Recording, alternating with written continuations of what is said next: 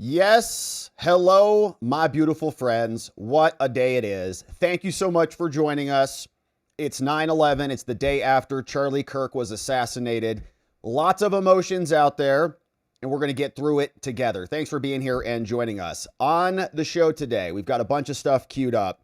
We're going to go through some of the tributes that have been posted from some of our world leaders about Charlie Kirk and some of the 9/11 ceremonies that are happening right now. We'll then watch the most recent press briefing that came out this morning, just a few hours ago, that gave us a little bit more detail on what happened with Charlie Kirk and where the investigation is currently. We'll then take a look at a very interesting post by Steven Crowder, who got an email to him courtesy of the ATF. And we'll pull together some of the documents and the information surrounding that, because we got Bill Malugin, who's confirming Crowder. And we've got more reporting on flights leaving and landing. And you remember that one guy called George Zinn, who was arrested yesterday and then released and charged with obstruction? Well, I pulled up some of the court documents on that. The obstruction charges have not been filed yet, but he just got charged in August for trespassing on a university campus. And so he might just be a nut, but I've got the documents pulled up, including his most recent criminal case. He's got a bunch of criminal cases in his background. And so we'll go through all of that. We also will then take a look at, unfortunately, some of the absolute demonic ghouls that are out there and the reaction from some people on the Democratic side. Because yesterday we came out and we said that there was no reconciliation with this people, with this party who wants and is gleeful and giddy to see conservatives dead. And there's a bunch of that going on. They're literally dancing around on TikTok and posting videos, making jokes about it like it's nothing. And so the reason I want to share it is because this is the state of our nature. This is the state of our reality. And to deny it and to continue to placate or to continue to listen to George Bush call for civility, we're all tired of that. We've tried to be civil. We've tried to have conversations. Charlie Kirk did that literally, and he was shot in the neck while he was doing it. So we'll go through that and we'll get some reaction. There were a bunch of vigils yesterday. I mean, the outpouring of love is just amazing and outstanding. And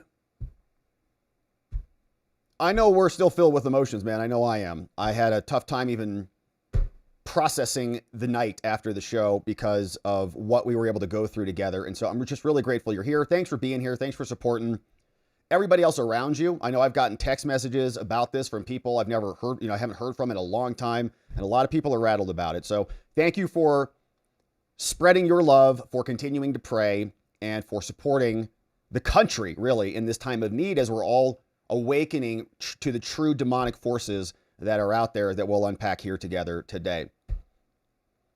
So let's take a look at the presidential schedule, shall we? It's Thursday, September 11th. We pause to remember and pay our respects. The president is doing the same. First Lady and the president attend a September 11th observance event. This was all this morning. And then later tonight, the president is going to be attending a Yankees game. So he'll be remembering 9/11 for most of the day. And in Congress, we've got a bunch of other stuff happening. So the House is in session. There's a hearing on pending presidential nominations. Bipartisan senators all talking. So Congress marches on as a huge part of America mourns. We also saw some tributes that were posted coming out of the White House from Melania Trump.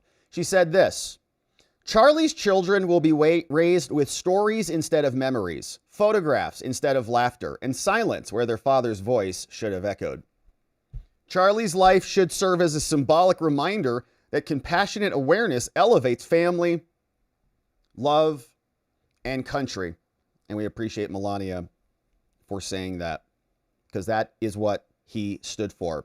We also saw the president was out this morning delivering a speech at one of the 9/11 events and was at the event announcing that Charlie Kirk posthumously is going to be awarded the Presidential Medal of Freedom. Well deserved. Before we begin, let me express the horror and grief so many Americans at the heinous assassination of Charlie Kirk have felt. Charlie was a giant of his generation, a champion of liberty, and an inspiration to millions and millions of people. Our prayers are with his wonderful wife, Eric, and his beautiful children. Fantastic people they are. We miss him greatly, yet I have no doubt that Charlie's voice and the courage he put into the hearts of countless people, especially young people, will live on. I'm pleased to announce that I will soon be awarding Charlie Kirk posthumously the Presidential Medal of Freedom. The date of the ceremony will be announced, and I can only guarantee you one thing, that we will have a very big crowd. Yep. Very, very big. And that's good news. I mean, Charlie deserves it as much as anybody. And now the president will award it. We're happy to see it. Now, JD Vance also posted a very nice tribute. And so I'd like to share this with you today. JD Vance posted, the Vice President of the United States, says, a while ago, probably in 2017, I appeared on Tucker Carlson's Fox show to talk about God knows what. Afterwards, a name I barely knew sent me a DM on Twitter and told me I did a great job. It was Charlie Kirk, and that moment of kindness began a friendship that lasted until today. Charlie was fascinated by ideas and always willing to learn and change his mind. Like me, he was skeptical of Donald Trump in 2016, and like me, he came to see President Trump as the only figure capable of moving American politics away from the globalism that had dominated for our entire lives. When others were right, he learned from them. When he was right, as he usually was, he was generous. With Charlie, the attitude was never, I told you so, but welcome. Charlie was one of the first people I called when I thought about running for Senate in early 2021. I was interested, but skeptical there was a pathway. We talked through everything, from the strategy to the fundraising to the grassroots of the movement he knew so well. He introduced me to some of the people who would run my campaign, and also to Donald Trump Jr. Quote, like his dad, he's misunderstood. He's extremely smart and very much on our wavelength. Don took a call from me because Charlie asked him to. Long before I ever committed, even in my mind, to running, Charlie had me speak to his donors at a TPUSA event. He walked me around the room and introduced me. He gave me honest feedback on my remarks. He had no reason to do this, no expectation that I'd go anywhere. I was polling at that point well below 5%. He did it because we were friends and because he was a good man. When I became the VP nominee, something Charlie advocated for both in public and private, Charlie was there for me. I was so glad to be part of the president's team, but candidly surprised by the effect it had on our family. Our kids, especially our oldest, struggled with the attention and the constant presence of the protective detail. I felt this acute sense of guilt that I had conscripted my kids into this life without getting their permission. And Charlie was constantly calling and texting, checking on our family and offering guidance and prayers. Some of our most successful events were organized, not by the campaign, but by TPUSA. He wasn't just a thinker, he was a doer, turning big ideas into bigger events with thousands of activists. And after every event, he would give me a big hug, tell me he was praying for me, and ask me what he could do. You focus on Wisconsin, he'd tell me. Arizona is in the bag. And it was. Charlie genuinely believed in and loved Jesus Christ. He had a profound faith. We used to argue about Catholicism and Protestantism and who was right about the minor doctrinal questions. Because he loved God, he wanted to understand them. Someone else pointed out that Charlie died doing what he loved, discussing ideas. He would go into these hostile crowds and answer their questions. If it was a friendly crowd and a progressive asked a question to jeers from the audience, he'd encourage his fans to calm down, let everyone speak. He exemplified a foundational virtue of our republic, the willingness to speak openly and debate ideas. Charlie had an uncanny ability to know when to push the envelope and when to be more conventional. I've seen people attack him for years, being wrong on this or that publicly, never realizing that privately he was working to broaden the scope of acceptable debate. He was a great family man. I was talking to President Trump in the Oval Office today, and he said, I know he was a very good friend of yours. I nodded silently, says JD. And President Trump observed that Charlie really loved his family. The president was right. Charlie was so proud of Erica and the two kids. He was so happy to be a father, and he felt such gratitude for having found a woman of God with whom he could build a family. Charlie Kirk was a true friend, the kind of guy you could say something to and know it would always stay with him. I am on more than a few group chats with Charlie and people he introduced me to over the years. We celebrate weddings and babies. We bust each other's chops and mourn the loss of loved ones. We talk about politics and policy and sports and life. These group chats include people at the very highest level of our government. They trusted him. They loved him and knew he'd always have their backs. And because he was a true friend, you could instinctively trust the people Charlie introduced you to. So much of the success we've had in this administration traces directly to Charlie's ability to organize and convene. He didn't just help us win in 2024, he helped us staff the entire government. I was in a meeting in the West Wing when those group chats started lighting up with people telling Charlie they were praying for him. And that's how I learned the news that my friend had been shot. I prayed a lot over the next hour. His first good news and then bad trickled in. God didn't answer those prayers, and that's okay. He had other plans. And now that Charlie is in heaven, I'll ask him to talk to Big Man directly on behalf of his family, his friends, and the country he loved so dearly. You ran a good race, my friend. We've got it from here.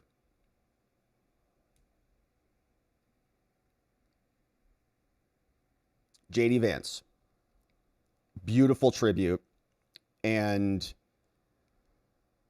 I didn't know, I knew Charlie was a force of nature, but this is why they had to take him out. This is why they had to kill him, because of this. And it was obviously an intentional act. It was motivated by what? We don't know exactly, but we're pretty damn sure this person didn't like what Charlie was saying and wasn't willing to talk about it, so they killed him. So JD Vance with a beautiful statement, and we're happy to see it. Dan Scavino also said, after 4 years of political lawfare against us, the first hug after Trump was sworn in is Charlie Kirk, a warrior whose movement just got a whole lot stronger today. And he would want us to keep up the fight, and never, ever give up. President of the United States.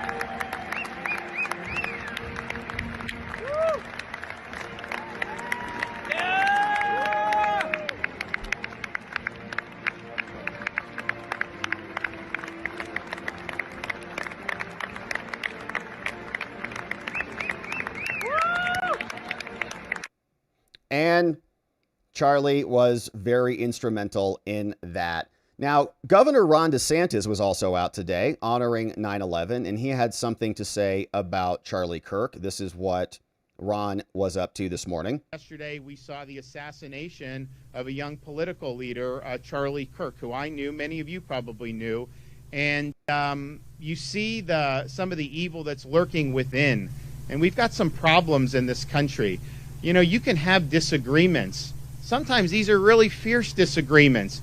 But the viability of a republic really depends on our ability to fight those battles in the proper arena, leading into voting, leading into debate, all that, and then being able to move forward as one country. And what happened yesterday was somebody that was assassinated just because they were bringing different viewpoints to college campuses. It isn't easy to go onto college campuses and express views that Charlie have, or for me, for that matter, that you go in. That's usually pretty hostile terrain.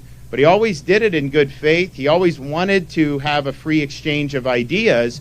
And the response to that, if you don't like it, is not to shout or scream someone down. It's not to create unrest so that the mob makes the event not happen. And it is certainly not that you kill somebody in order to silence them. So let's not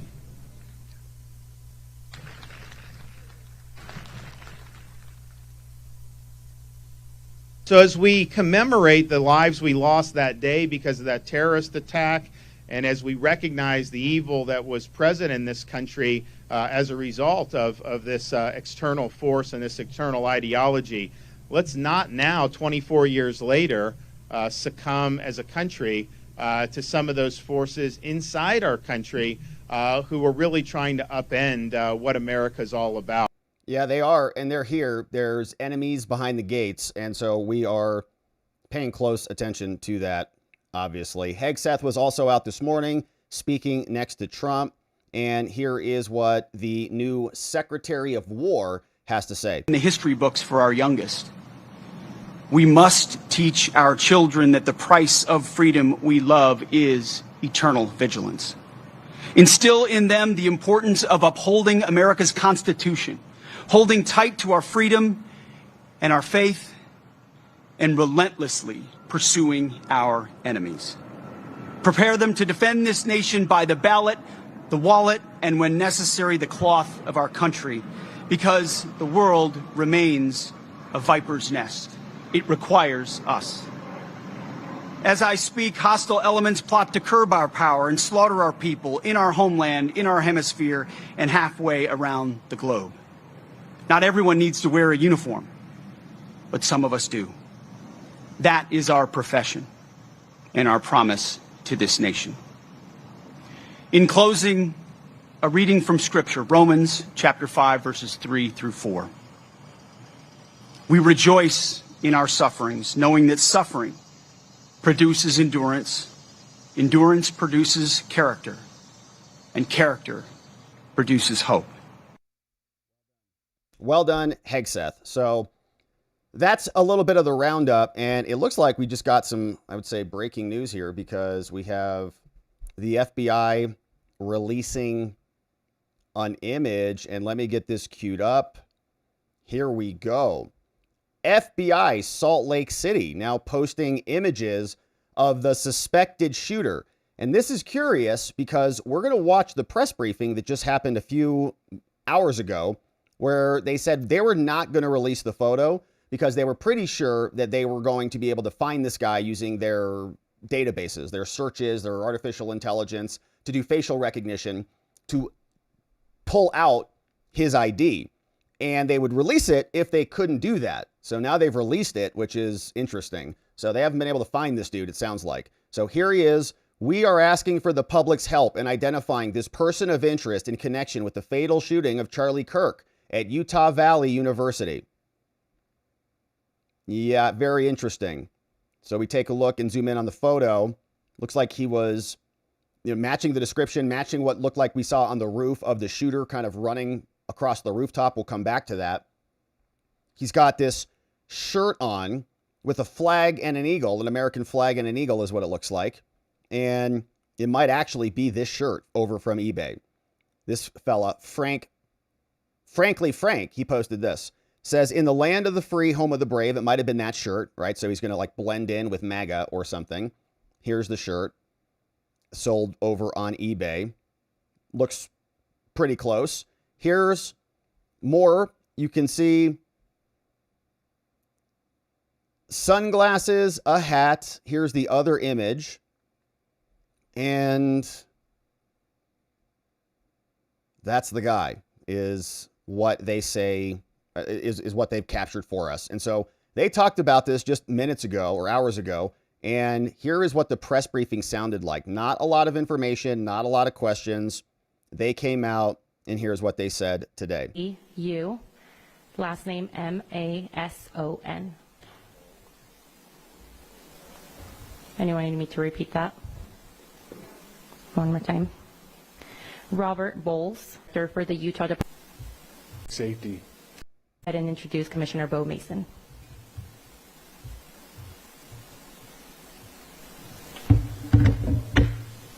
Good morning.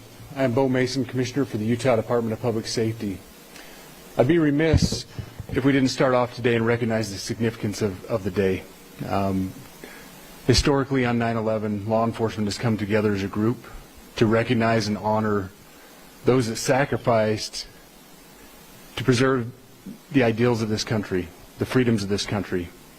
And instead, we find ourselves today hunting a murderer who chose to violate our rights, the rights of an individual within this country.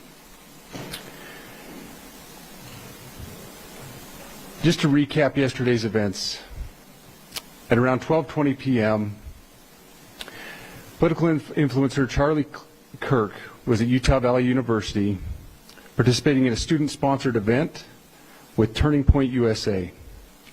Charlie was shot at that event. He was transported to a local hospital where he later passed. Last night, his body was moved to the state office of the medical examiner. We will continue to facilitate movements to get him home today and with his family. Yesterday, during the investigative process, we located a couple of persons of interest. We interviewed those individuals, and after releasing them and after clearing them of being suspects, they face scrutiny, they face threats.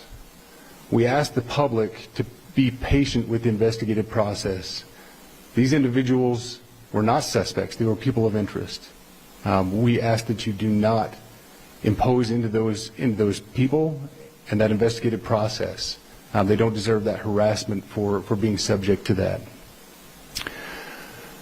I'd like to thank all the investigators that are involved in this. They have worked around the clock. All day yesterday, through the night last night, investigators from the State Bureau of Investigations, from county, from city agencies, the university, our federal partners with the FBI, the ATF, and many others. Those are just a few of the people that we have involved in this. I'd like to thank all of them for their strong work. Through all that work last night, we were able to make a few breakthroughs. We were able to track the movements of the shooter. Starting at 11:52 a.m., the subject arrived on campus, shortly away from campus. We have tracked his movements onto the campus. So like 30 minutes through before the stairwells, up to the roof, across the roof to a shooting location. After the shooting, we were able to track his movements as he moved to the other side of the building, jumped off of the building, and fled off of the campus and into a neighborhood. Our investigators have worked through those neighborhoods, contacting anybody they can with doorbell cameras, witnesses, and have thoroughly worked through those communities, trying to identify any leads. We do have good video footage of this individual. We are not going to release that at this time. We are working through some technologies and some ways to identify this individual. If we are unsuccessful, we will reach out to you as the media and we will push that publicly to help us identify them. But we are confident in our abilities right now, and we would like to move forward in a manner that keeps everyone safe and moves this process appropriately. Okay, so obviously they were not successful. That's why we now have the photos that are being released, because maybe it's too pixelated. They can't ID this dude. He looks too much, like a generic guy. They can't find any features. He had a hat on, he had glasses on, and now they need help. Last night I communicated with Erica. The family's devastated. As a commissioner of public safety, as a father, as a husband, I can only imagine what that family's going through. The heinous event that happened yesterday is not Utah. This is not what we're known for. Over the past several weeks, we've seen this state come together to help families in mourning, come together as a community to show what Utah is known for a state of character, of service, of camaraderie, of a neighboring feel. We will not stand for what happened yesterday. We are exhausting every lead. We have every officer invested in this, every investigator, every local agency. The outpouring of support from the law enforcement community has been astounding. We are investing everything we have into this, and we will catch this individual. Having walked through the crime scene, through the hallways of this school, through the classrooms, I can't imagine what the people on scene felt as well. A horrific event where some of them barricaded in classrooms, some of them ran in fear. Can't overstate the tragedy and the horrific event that yesterday was, and how we will work to bring to justice the actions of one individual or any other individuals that assisted in that. Our state has gone through a lot, and we will come out successful. With that, I'll turn the time over to Special Agent Bowles in charge. FBI. Good morning. My name is Robert Bowles, and I am the Special Agent in charge of the Salt Lake Field Office. Following yesterday's tragic shooting of Charlie Kirk, FBI agents have been working around the clock in coordination with our law enforcement partners. We are and will continue to work nonstop until we find the person that has committed this heinous crime and find out why they did it.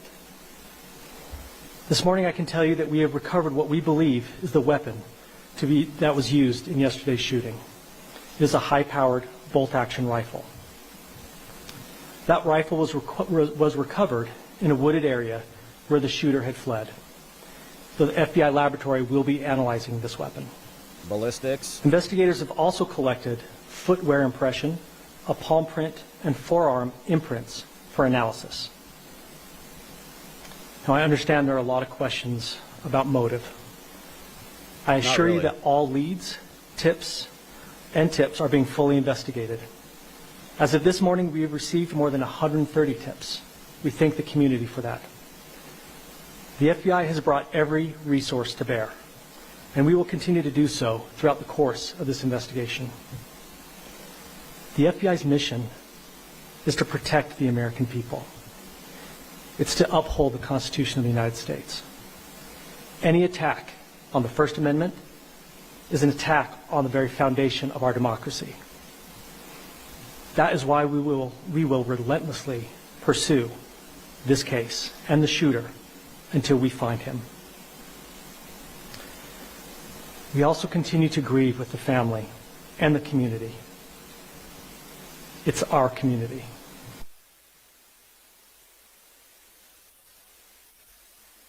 Did they just kill his mic in this feed? Okay, so sorry about that. I don't know why. I don't know why C-SPAN just cut out in the middle of it. They just turned the mic off, I guess. All right, hang on. Let me find a different feed for this. How's the microphone just go off? All right, so press briefing. See if we can get it. How quickly we can get it. Boom.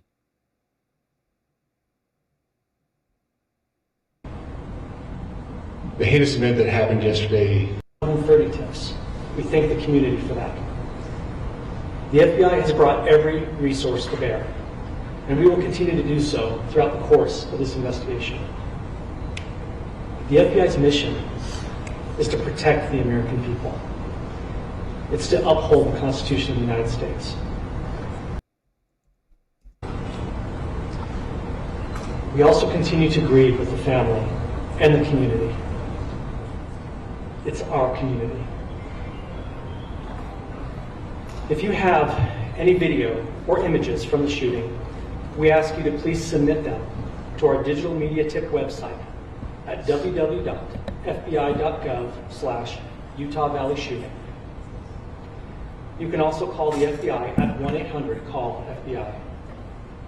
We truly rely on the public's help in these types of cases, and no tip is too small or insignificant. Thank you. Commissioner James Matthews from Sky News. Can I ask about the shooter? There's clearly information about him or her. You say you're confident at this stage in terms of tracking down who they are. Can you talk to us about their movements, their demeanour? Do you think it's a man? And also, can I ask, what were the security arrangements in place? Was that roof being monitored? It's a question many people will have, particularly after Butler. So what I'll release about the suspect is suspect blended in well with a college institution. We're not releasing any details right now, and we will soon, but right now we're not. But that individual appears to be of college age. We are confident in our abilities to track that individual. If we're unsuccessful in identifying them immediately, we will reach out for the public's help and the media's help in pushing those photos. So they've done that. That was a new development overnight, working through the night, studying those cameras. So that's something that's new and that we're working through right now. As far as the security, I cannot speak to that. neither the Department of Public Safety nor the Federal Bureau of Investigation was involved in the planning or security of this event, and that'll have to be a question later for other agencies. Especially in this charge, I wanted to ask you, you mentioned that you found the gun in a wooded area. Do you believe that the suspect could be hiding in the woods, and is that suspect possibly still in this area? So that's a good question, and it's a question that goes to the safety of the community, right? No, not in those woods. We walked through those woods and secured it. As to the community, I can tell you that this was a targeted event. We don't believe that the community is at risk. However, we are exhausting every resource to find him, and we will do so. Special Agent Bill, from the BBC, from the images you have, can you see clearly the suspect's face? You say he was college age. Do you believe he was from this university? And how far do you think he may have gone in this time span? So I can't comment specifically on his face or any details such as that, as it's continuing to be a part of the investigation, and again, we'll release that shortly. However, we're doing everything we can to find him, and we're not sure how far he has gone yet. And you do believe But it's you bail? have a clear image of his face? We don't know how far he's gone yet, okay? Put a pin in that because we're going to talk about these flights coming up. We have images of the suspect. So between those images and the gun that you've been able to recover, do you believe you know who this person is, the person that you're looking for at this point? Again, as part of the investigation, we're not releasing any details such as that. Any fingerprints or DNA? We are exhausting all of our resources to be able to collect those, but that's, again, part of the investigation. And how did the suspect get on the roof? owner of the gun? Excuse me? You said you found the weapon. Have you been able to trace back the owner of that weapon or who purchased it? We are working on that, but again, part of the investigation that I can. Agent Wallace, there's been a lot of turnover at the FBI. Do you think that's impacting the investigation at all? Not at all. We've got complete and total support from everyone from the director on down, and it's been an incredible supportive environment so far. Are tweets like the one yesterday useful though, where we announced that there's a suspect in custody? All I can say is that we're working the investigation the best we have with the environment we're given. So Those are all the questions for right now. Thank you, everybody. All right, so Just to clarify, you said I think basically that means that they don't have an ID. And they don't know how far this dude went. And we got some photos that they have shared with us. And let's get that back up for us here. As you can see, this is the guide. So maybe college age, maybe not. Could be, you know, skinny dude. Who knows? And I don't know if he's got gloves on. Does he have gloves on? Maybe, maybe not. And there's this thing kind of cutting off the hand. Is that, oh, it's a person. Looks like a person there. Okay, so he's walking by somebody in this image. Walking up the stairs. This guy's walking back down. Might have the gun in that backpack that he's wearing. They got the shoes on. And a lot of the other identifying features are not there. So very interesting. Here's, because he's got a hat on, he's got glasses on, so you can't make out things about that. His hands are closed as he's walking down this corridor. And it looks like he's got something on, right? Like a backpack or something. I don't know if that's part of the wall. There's other dots on the wall there. I don't know if that's something. This looks like a backpack for sure. Right there. So he's got something there. Does he still have that on in the second photo? Yeah, probably. Looks like that is maybe the strap that's creating that, black protrusion right there. So FBI doesn't know what they have or who this guy is. I hope they can figure it out. And so if you are in the public and were there or you know anything about this dude, this is what to call. 1-800-CALL-FBI. Please call, even if it's just minor, little, I don't know. I just was there. I walked by. I don't know. Call. Digital media tips are also over here. And we'll repost this at the top of the timeline so that max people can see it. But not much detail from the press briefing other than we got photos now. So I think we know what that means is they could not identify him using their tools, whatever those happen to be. So If you know who this dude is, thank you for your assistance in finding him. All right, so we've got that. Now, we also had this breaking story from Crowder.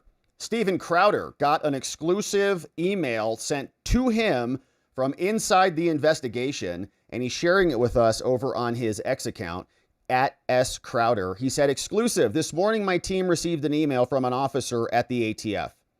The email included a screenshot from what appears to be an internal message describing a weapon and cartridges located by an ATF and other law enforcement near the scene of the Charlie Kirk shooting at Utah Valley State University. And this is the screenshot right here. You can see teams.doj.gov. And it looks like a log of some type. And if you scroll down here to the bottom, right, this one comes out of Charlotte. So there's this first entry down here in this first row from the Raleigh field office. And there's some entry, right? There's a row. I don't think it's related to anything we're talking about. It says, in October 2023, it's a long time ago, OCDETF operation initial high dive was initiated by the ATF Raleigh field office as a joint investigation targeting armed drug trafficking in the Pool Road area, North Carolina. This investigation sought to, it's cut off. So I don't think that's relevant, but it's interesting. So I'm trying to, what kind of list is this? Is this like a case log where you're going to have a bunch of notes, right? If you're an attorney working on a case, you'll generally have a case file and you'll leave your notes and your assistants will leave their notes. You'll go to court, you'll add their notes, right? Cops do the same thing. They write a report, they add addendums to the reports, they supplement their reports. So are these linear, or is this just some sort of some database somewhere? I don't know. But this is another report. On September 10, 2025, out of the Denver FD, so Denver FD, right next door over to Utah in Colorado, says on September 10, 2025, at approximately 12:24 p.m., conservative political influencer Charlie Kirk was shot and killed at the Utah Valley University in Orem, Utah. Mr. Kirk was speaking at the university as part of the American Comeback Tour. Multiple Salt Lake City 1 and 3 agents responded immediately. The suspect fired one shot from an elevated position on a rooftop in an adjacent building on the campus, and surveillance video shows the suspect jumping off and fleeing the area on foot. ATF and other law enforcement located an older model imported Mauser 30-06 caliber bolt action rifle wrapped in a towel in a wooded area near the campus. And that matches what this FBI agent just told us in this morning's press briefing, that they found a weapon. So that is validated right there. Says the location of the firearm appears to match the suspect's route of travel. The spent cartridge was still chambered, so we'll see if ballistics can match that to the bullet that killed Charlie, in addition to 3 unspent rounds in the top-fed magazine.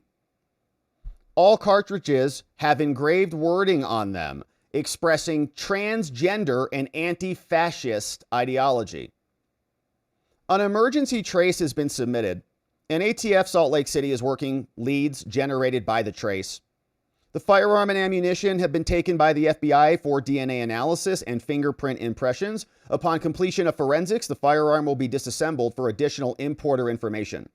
Multiple people of interest have been contacted or detained because of eyewitness testimony and review of video footage. The primary suspect is yet to be identified. ATF is assisting in the investigation with multiple other federal, state, and local partners, and the case is co-led by the FBI and Utah's State Bureau of Investigation, their SBI. And so, very interesting, right? We were talking yesterday about that person over on X who was named Omar, who was over at this account.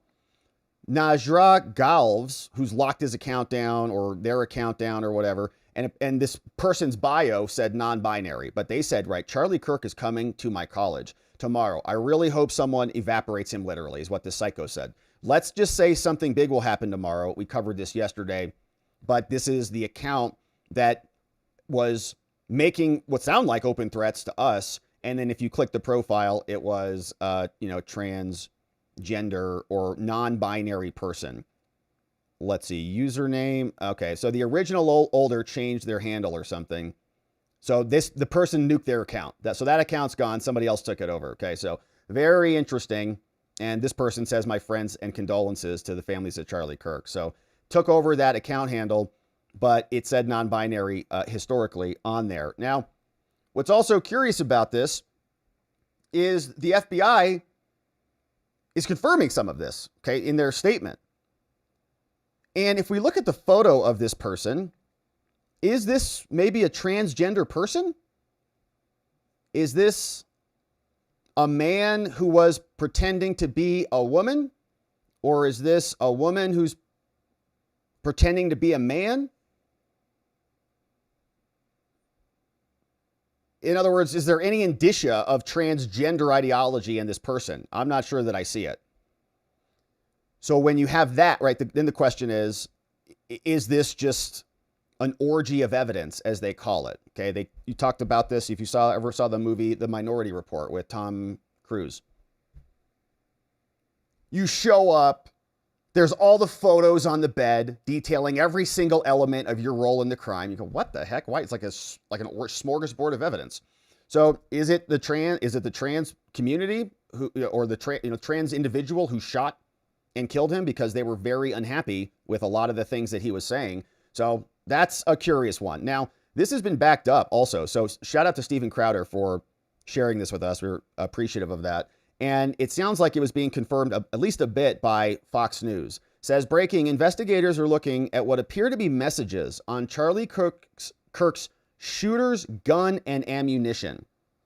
Sources confirm to David Spunt and Bill Malugin the content of the messages is unclear. So gun and ammo, just like the other trans shooter who killed the Catholic kids, had all the messages on his guns. So is that same pattern? We're going to find out, but the sources are telling Fox that there are messages on there, but they're not wanting to tell us what they are. This looks like an actual picture, like from a report. Somebody pulled the report, took a picture, sent it over to Crowder. And if it's from, a DOJ.gov website, like teams.doj.gov, it sounds like it might be straight from the source.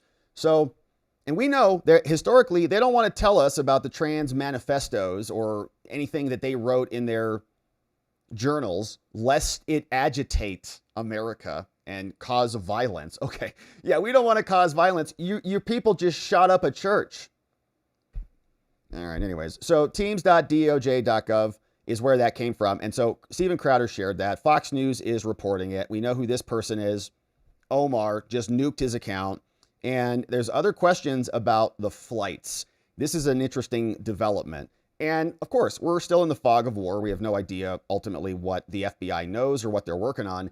But public source, open source intelligence, OSINT, is very good and very sophisticated. And they can identify very interesting anomalies. And somebody called Stellar Man 22 over on X did that. 15 hours ago, he posted, a private jet under the tail number N88KG left Provo, Utah airport an hour after the shooting. Identified it. All of it's public, right? Just go on these logs and just say, what's going on over there? So he did that. Here you can see Provo Regional Airport is 5 miles from Utah Valley University. So you just hop in a car and you're there. The time of the assassination was at 18 hours, 10 minutes. The time of this takeoff of this flight was at 19 hours, 12 minutes. And then something strange happened. They turned off their radar illegally, turned off the ADS-B radar at 19 hours and 44 minutes. They went dark. And they just went over to a website and obviously, plug this in. You can see everything. You can see, wind, speed, altitude, signal, spatial, right? The planes are all being tracked so that everybody knows where they are. And so very curious, 30 minutes into the flight, it drops off the radar illegally and reappears when it's headed back to Provo about an hour later. Why did this plane turn off its radar? Where is the shooter? He asks. Then you see back here at 20:30, they reappear back on radar. And he tracked the whole thing. He's got the screenshots of it right there. Here is more. Says this aircraft is not available for public tracking per request from the owner operator. Is a screenshot that he took. And he provides more. Other people are jumping in on this. They say, look, The flight path leads to Arizona, Page, Arizona, way up north here, to a super remote town called Tuba City Airport. Tiny. Perfect for a quick landing and a hit team transfer if you needed to do that. So this direction, right? You maybe, from Utah to this small airport, hop on there, and then boom, take another shot right out to Mexico or somewhere else.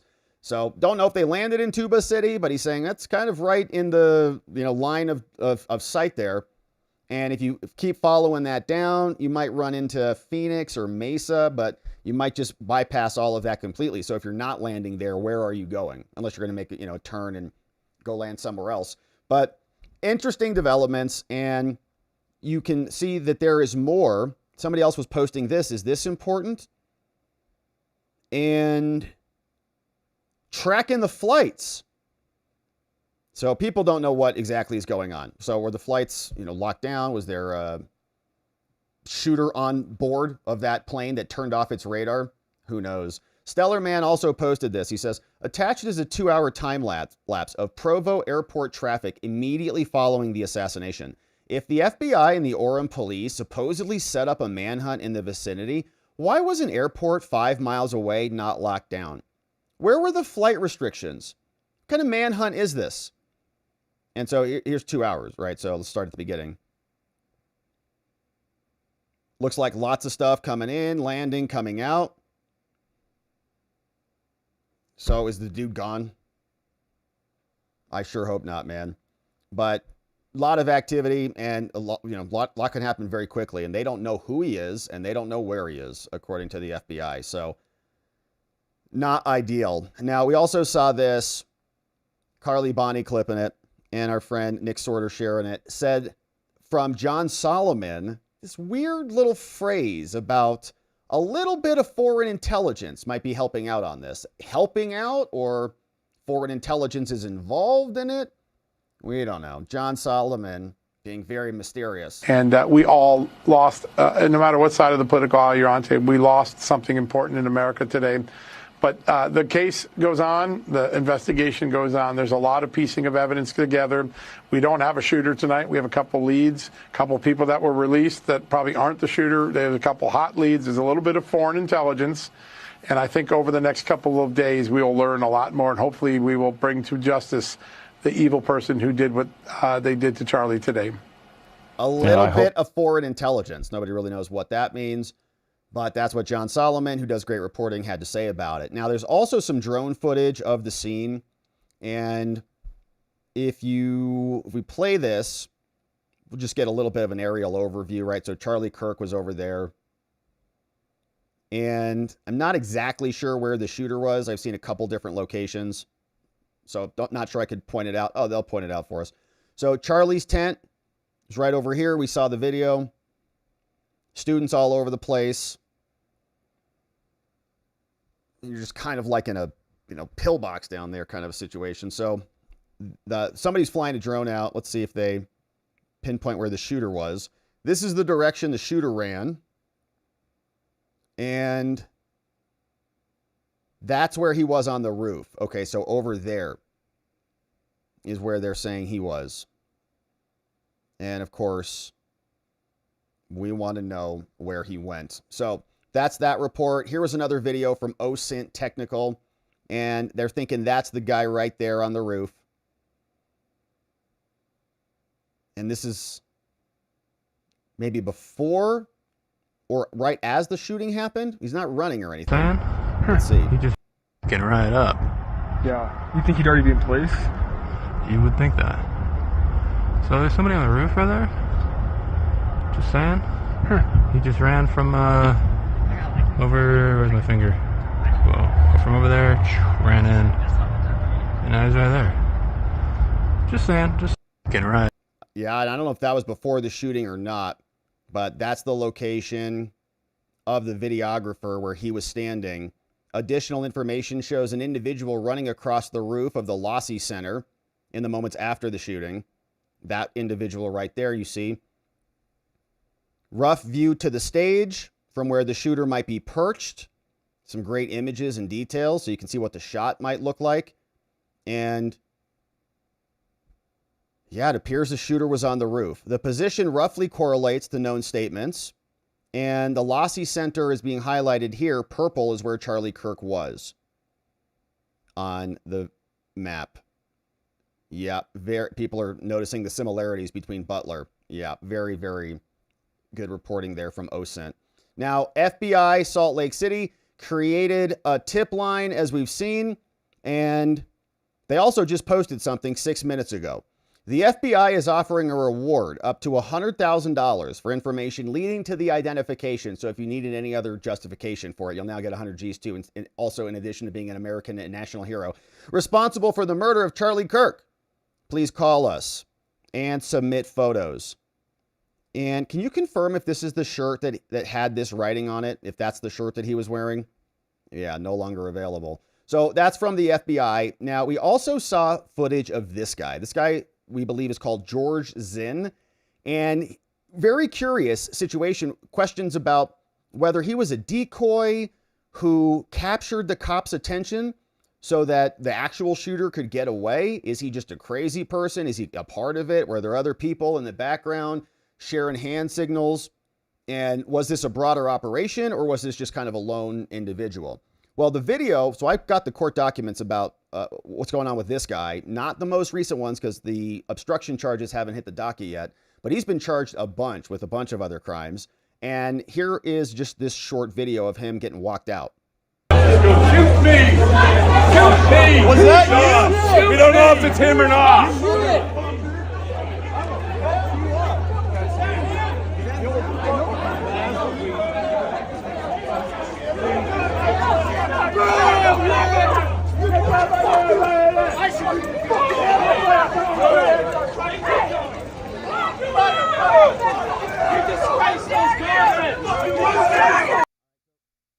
So that was George Zinn, and you could hear him saying, "Shoot me, shoot me." And he was invoking his right to remain silent and all sorts of stuff. And so he got charged with obstruction, and Just the News gave us some reporting on this. Says the Utah man who was arrested in the immediate aftermath of the fatal shooting is a well-known gadfly, according to the Salt Lake County District Attorney. Following the shooting, the Utah Department of Public Safety said that they initially took in George Zinn as a suspect, later released and charged with obstruction. And we'll do a new search on this to see if it shows up. But Kirk is a conservative activist. We know he was killed. And there are no current ties to the shooting with Zinn or another man who was arrested and released. There is an ongoing investigation and a manhunt. Now, Zinn has been at various political speeches and protests throughout the years, and he's got a serious criminal history. Yeah, he's been prosecuted and arrested numerous times, and he was just accused of trespassing. And I went over to the Utah docket and pulled up some of the records here. And so here's what we've got. This is, and we'll do a new search on this in a second, but this is over here from the utahcourts.gov website.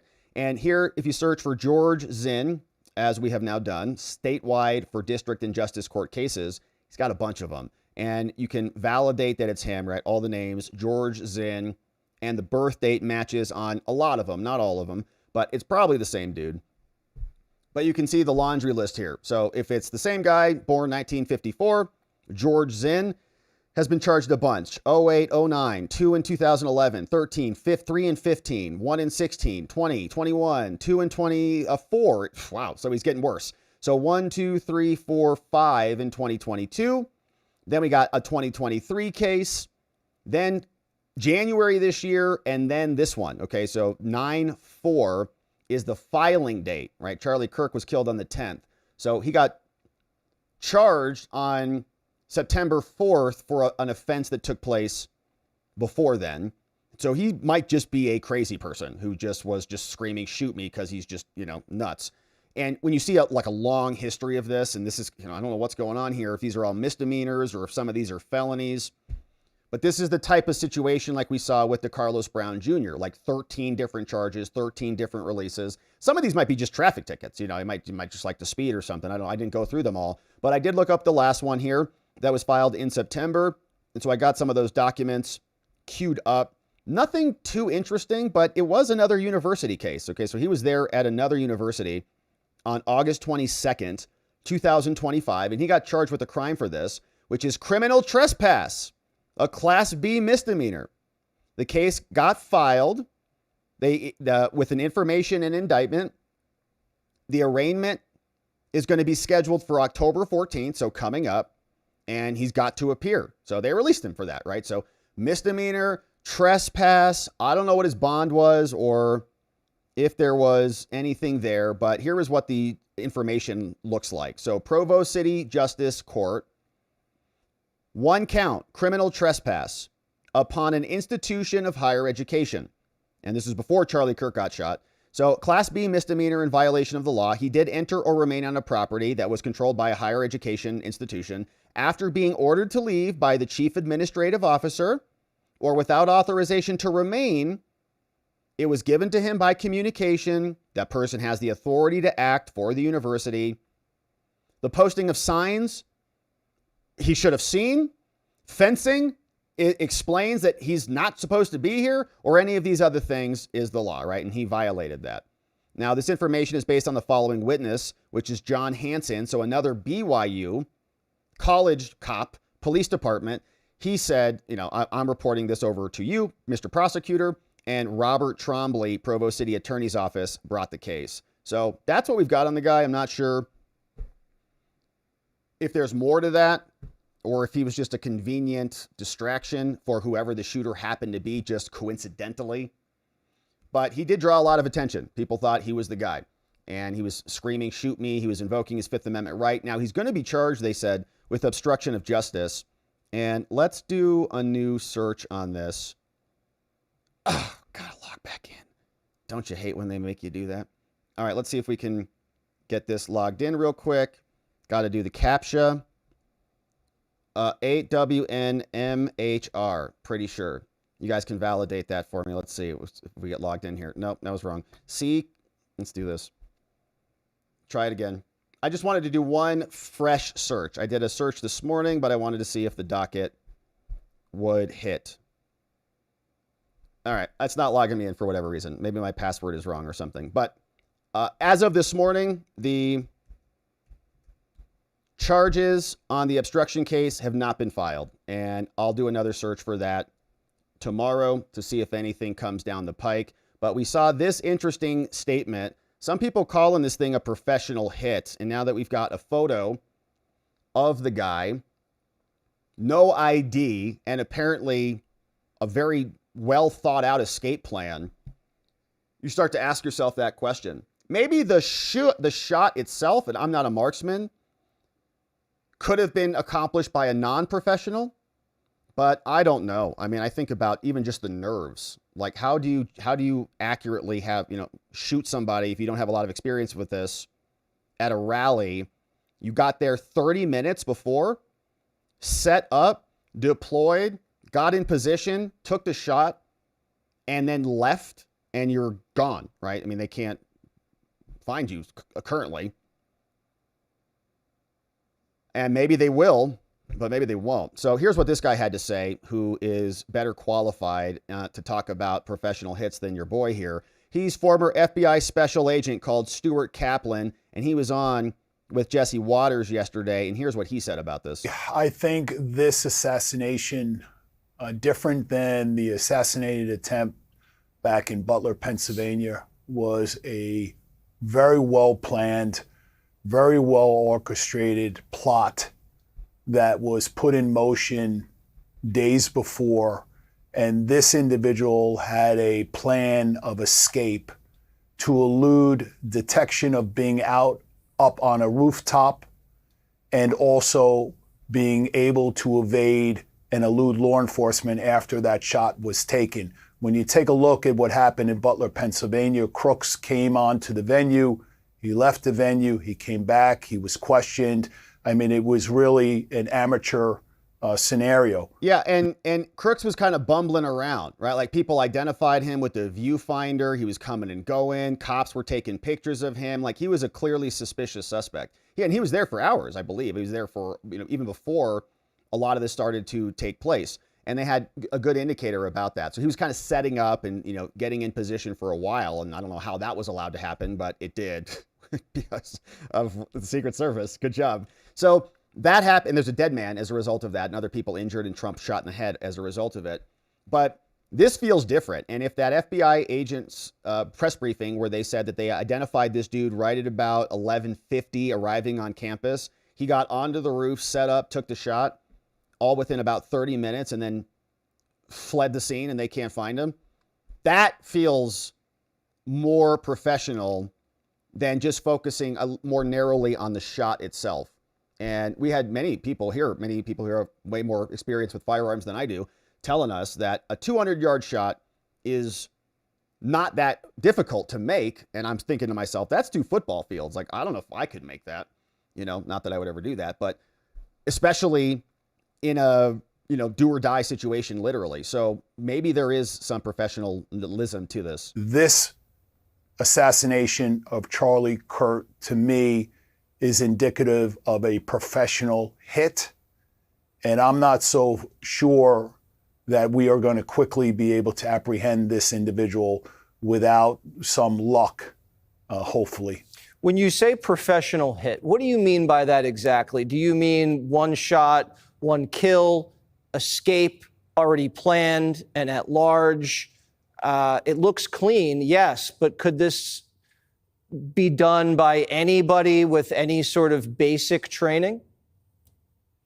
Well, when you take a look at the video and you take a look at the venue and the spectators and how close they are to Charlie Kirk, and then you have that kind of like umbrella over him, that kind of tent, you have to know that this shooter had to be perched in a position with respect to being able to lay his sights perfectly, basically a headshot. And the shot that was taken to immediately incapacitate Charlie Kirk. And so this was not some amateur who just, got up on a rooftop because it was, what I consider spontaneous combustion. He got up this morning and decided he was going to do something crazy. This seems the earmark of a professional that got up onto this rooftop well in advance of the venue being occupied by the spectators. He was clearly undetected. There was no indication that anybody saw him up on this rooftop. Obviously, after that one single shot was taken, he was able to basically very quietly and systematically elude any further detection and escape. There's been no indication that there's been a vehicle identified or any mode of how he actually escaped the venue.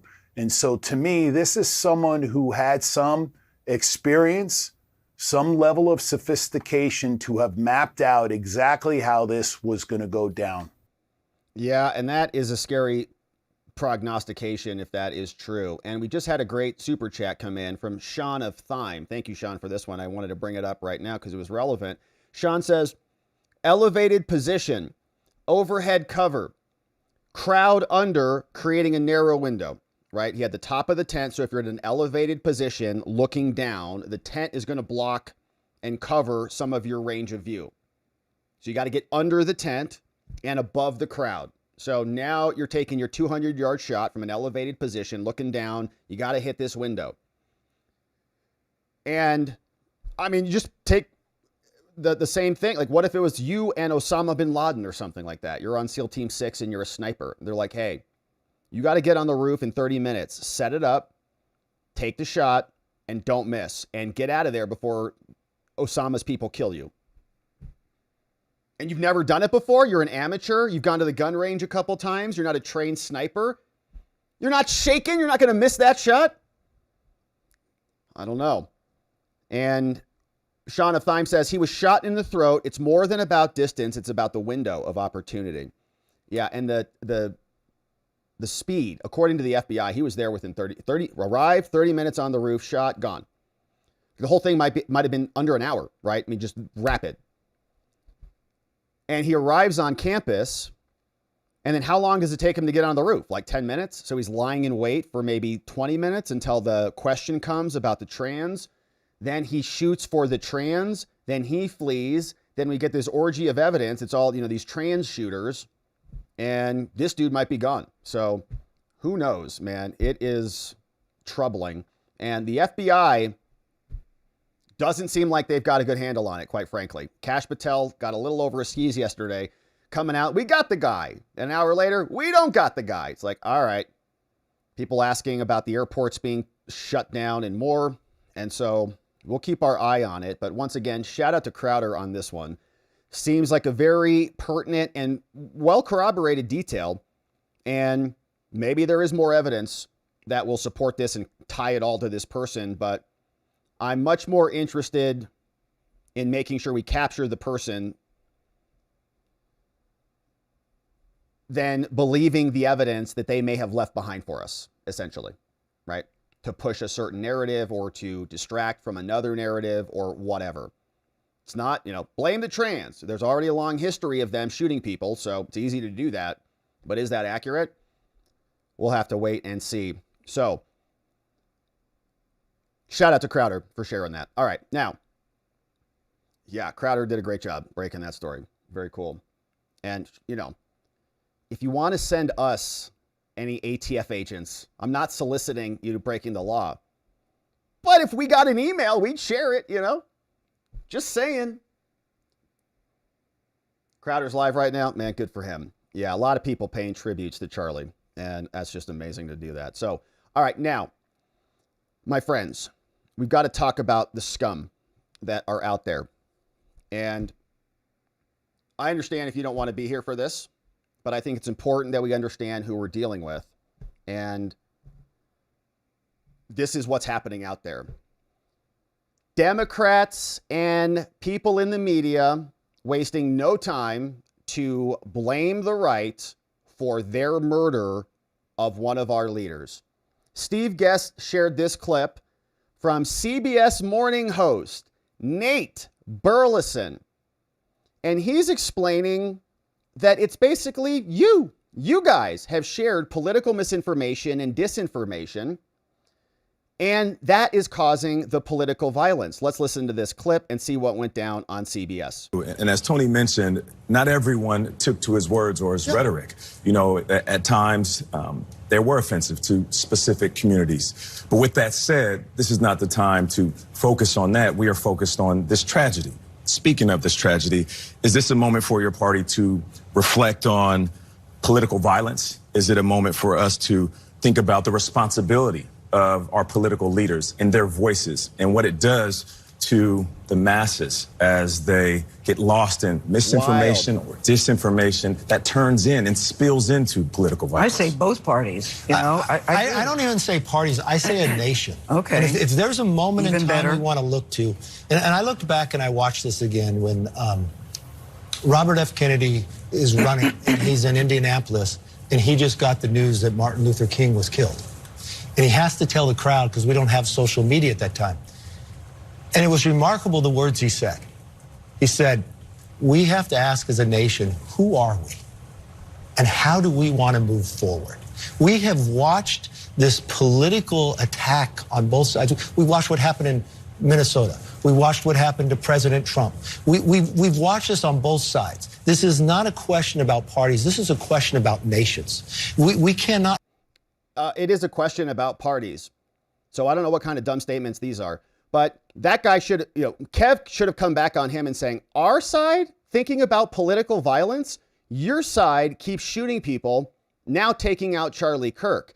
And in the aftermath of that, their side didn't disavow at all. In fact, many of them were giddy and gleeful about this. And so I'm going to share with you some of the worst people in the country, like this woman, who is literally gleeful and excited about it, dancing, okay? Dancing. I'm just going to play just a little bit of these. I know it's demonic and disgusting. But this is the party that they're trying to tell us to talk to and be civil with. And we should just be one nation and get along with them. Absolutely not, because this is what they think when they kill our leaders. They have a bloodlust and they're little demonic figures. Ding dong, the witch is dead. You get it, right? Sick. Carly Bonney. Hideous piece of S this woman is. And she's dancing. She's going to give a whole little talk. And she's over at the prettiest post something on TikTok. So don't know what, her employers or anybody's going to think about it. But if I was employing somebody like this, I would fire them immediately and never hire a liberal again, quite frankly. But that's one of them. Now, here's another. That one was very obnoxious. Elizabeth Warren is obnoxious, but this was a pretty shocking video as well. It's not just random people. This guy is walking around a college campus, and these are college students reacting to it. And this is why the universities are broken. This is why Charlie was working so hard to fix the universities, because they are creating little demons who are happy with political murder in America. Listen to this. Charlie Kirk got shot and killed. How do you feel? Happy. Goodbye. Wow. Did you see that Charlie Kirk just got shot and killed? That's good. Wow. That's good. That's good that people are getting shot just off a political view. Good that people are dying in America. Doesn't want to talk now. Did you see that Charlie Kirk got shot and killed today? Yes, I did. How do you feel about that? I don't really have any feelings about it. Who are you? Charlie Kirk got shot and killed today. We're just getting people's opinions. How do you feel about that? Girl, someone had to do it. Crazy. And that's how I feel at this point in time. But I appreciate your crazy. Their brains are totally fried. They're mush balls. They have been going to the universities and been indoctrinated to think that we're Nazis and we're murdering all their trans friends and we're mean to illegal aliens and all this crap.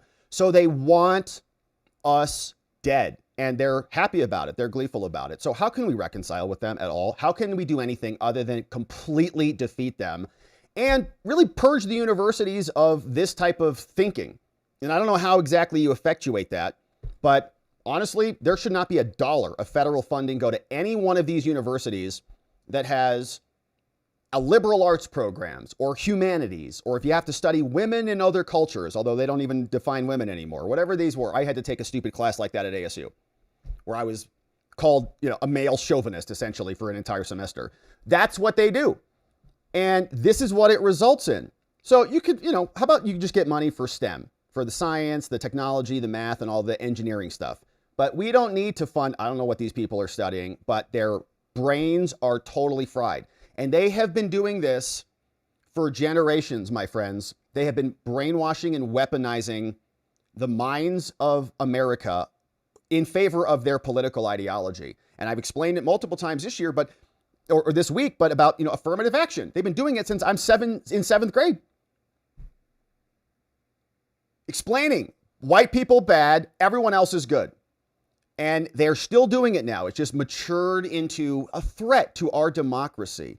Turned into, now you're killing trans with your speech or something like that. These people are completely lost. So what do we do in response? Your honesty, I truly do. So you said someone had to do it. yes. Try not to get all pulled up into that, but he was a misogynist. He was a disgusting person with disgusting beliefs. So if you had a magical... Why was he a misogynist?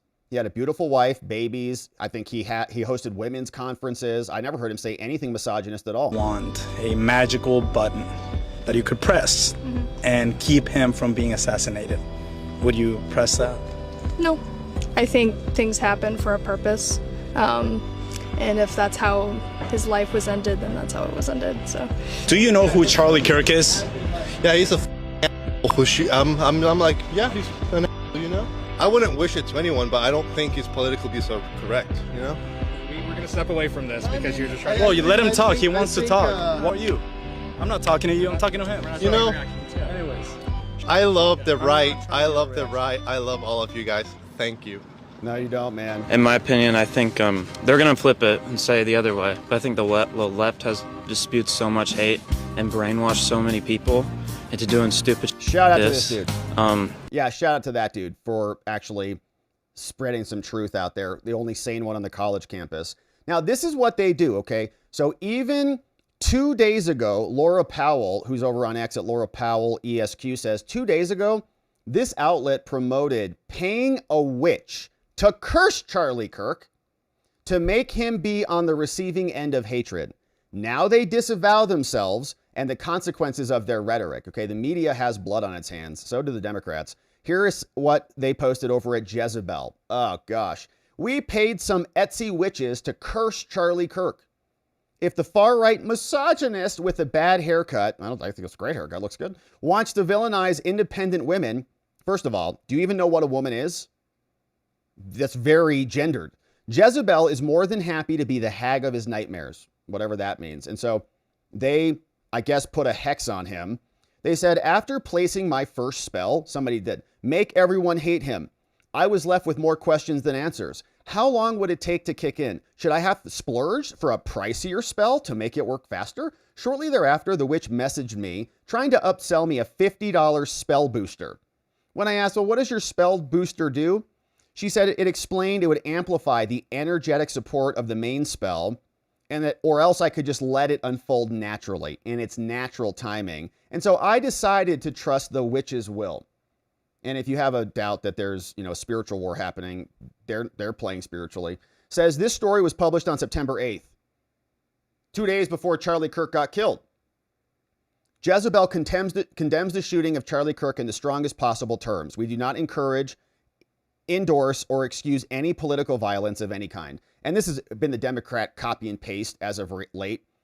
We don't endorse political violence. Yes, you do, you psychopaths. We've seen you. You endorsed it for the entire summer of 2020. You had Kamala Harris posting on X.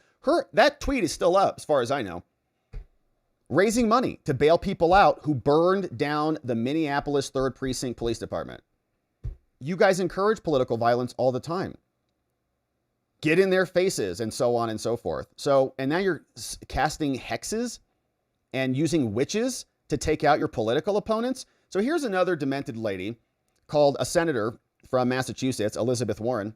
Oh, please. Right. Why don't you start with the President of the United States? Right?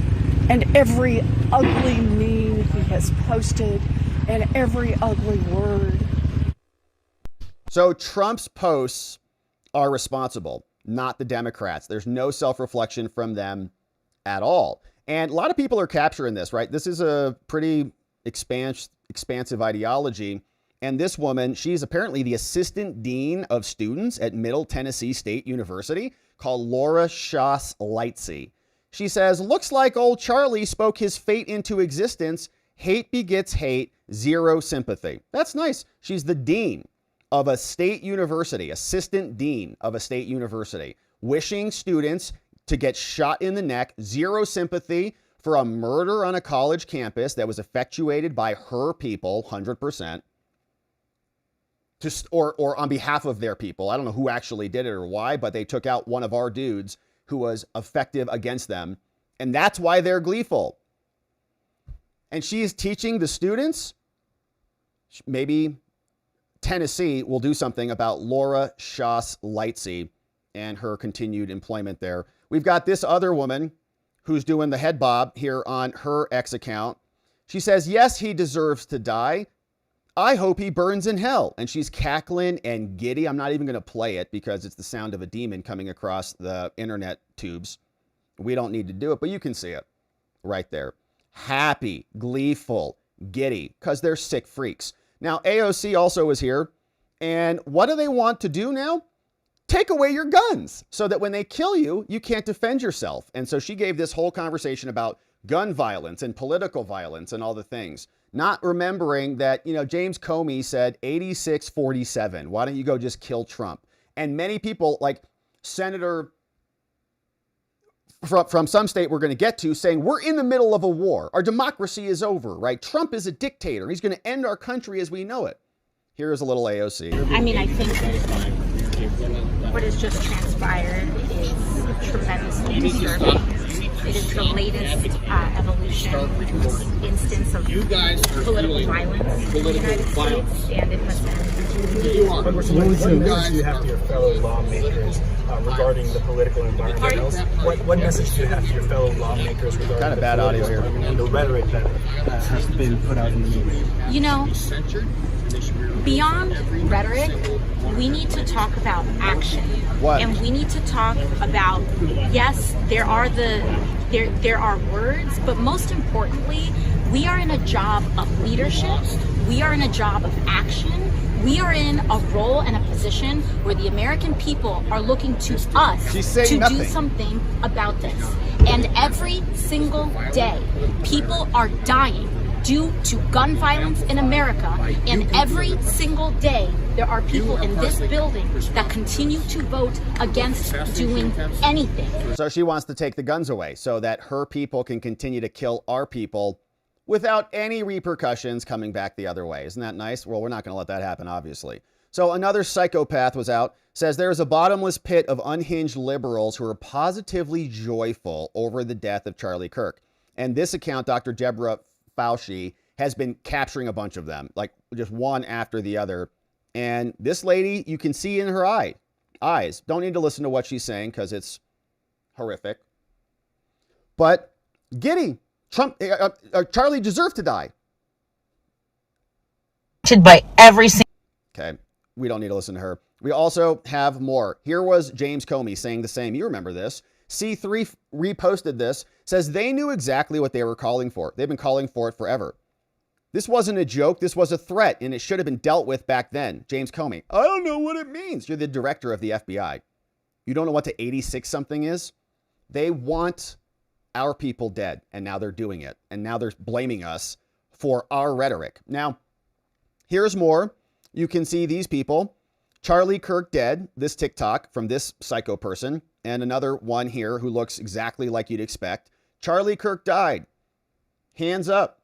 And I know it's really sick to even look at this stuff, and I debated doing it today, but this is what's out there, okay? And I just want to share it with you because there's going to be all these calls for civility, all these calls for negotiating with these people. Just get along, go to the same schools, hire them in your businesses, and do business with them, and make them a part of the society, and let's be together as one nation. How can we possibly do that with this? How can you negotiate with these? They're animals, really. I mean, they want dead Republicans, and they're celebrating it. TMZ also had to post this video after people were laughing in their office after the Charlie Kirk assassination. And you know what's just like horrific? Is as we're going through X, I know many of you are here. Normally we are not streaming early in the mornings. We're doing early show today. But early in the mornings, normally we see the Charlie Kirk show right here on the sidebar, live at the same time that we are. We're not seeing that today.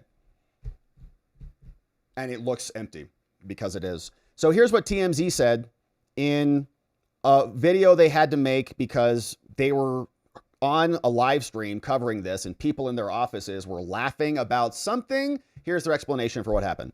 We were live streaming all day during this tragedy when something happened in our office. As we were reporting the assassination of Charlie Kirk, there were some people in the back room away from our news desk here who were watching a car chase. And they were laughing, they were clapping, and you could hear it out here. And we want to make a couple of things clear.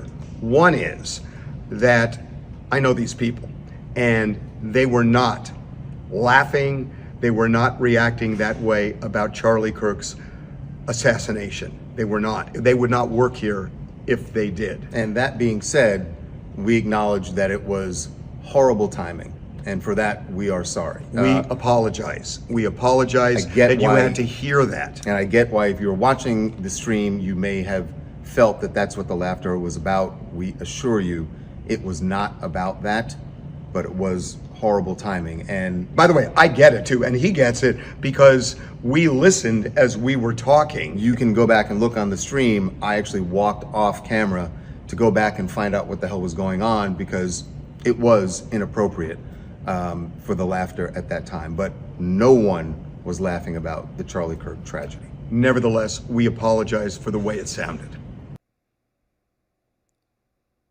So you can believe him or not, who knows? And it's hard to attribute, their employees' actions to them. but who knows what was really going on. Now, this guy, Rahul Pandya, he came out last night. Charlie Kirk's body was not even cold or delivered to his family yet. And he was making fun of his death last night. He says, isn't it just so refreshing to see an assassination pulled off successfully this time? Says this maniac. Rahul Pandya. It's just a joke. Yeah, they're not joking. They're killing our people. It's not a joke. Charlie's dead. Nothing funny about that. Mostly Peaceful Meme says, here's another Department of War civilian with some very interesting things to say about our current commander-in-chief as well. And maybe that person should go too. Maybe there should be a purge in our federal government. Now, that one maniac, Matthew Dowd, yesterday, apparently got fired from MSNBC, so they recognize what a disaster that was. We played that clip yesterday. MSNBC President Rebecca Cutler said, during our breaking news coverage of the shooting of Charlie Kirk, Matthew Dowd made comments that were inappropriate, insensitive, and unacceptable. We apologize for his statements, as has he. There is no place for violence in America, political or otherwise. So that dude might have gotten nuked. We'll see if others do. Stephen King is here. He's one of the worst authors of all time, says the motivation of the man who shot Charlie Kirk isn't clear. Can't even understand reality. Although he's probably mentally unstable, duh. What is clear is it was another example of American gun violence. That's all it was. Like, this is like their default talking points because they've got room temperature IQs.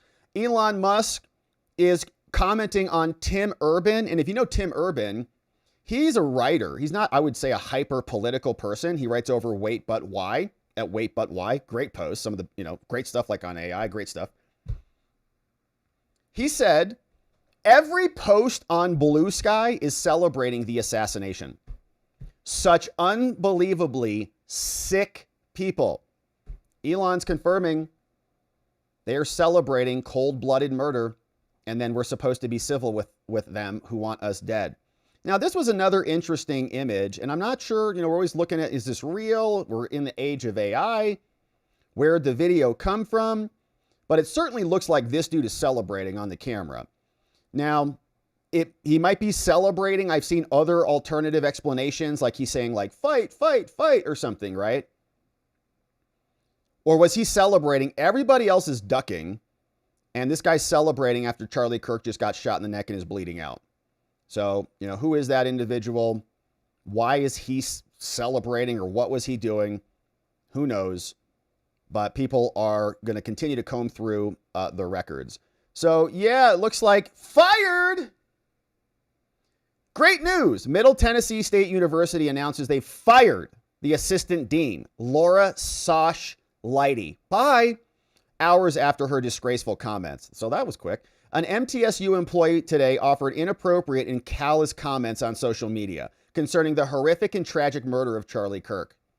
And don't let these people walk these back either. Don't let them walk this back. Well, I'm sorry. I was just, not in my right mind, or my emotions were out of control or whatever. This is who they are. The comments by this employee, who worked in a position of trust directly with students as the assistant dean, were inconsistent with our values of undermine the university's credibility and reputation with our students, faculty, staff, and the community at large. This employee has been fired effective immediately. We extend our deepest sympathies to the Kirk family. Sincerely, the university. Thank you, Sidney McPhee, for doing that. How much you want to bet this psycho lady actually sues them? You can't fire me. Those are my free speech rights. I would expect it, actually, because that's just who they are. So she's fired. Good riddance to her. But here's more. Apparently, there's a Department of War employee called Miles Carter Washington, is what is being reported here. Works at the U.S. Department of War, Boeing Intelligence, and other things. And somebody took a screenshot of one of his posts, and it says down here, oh, he got what he deserved. Wow, that's a DOW employee, huh? Interesting. Yeah, I wonder if Hegseth will do anything about that. I sure hope so. We also got the weirdos over at MSNBC like Ken Delanian. This is what they said over there.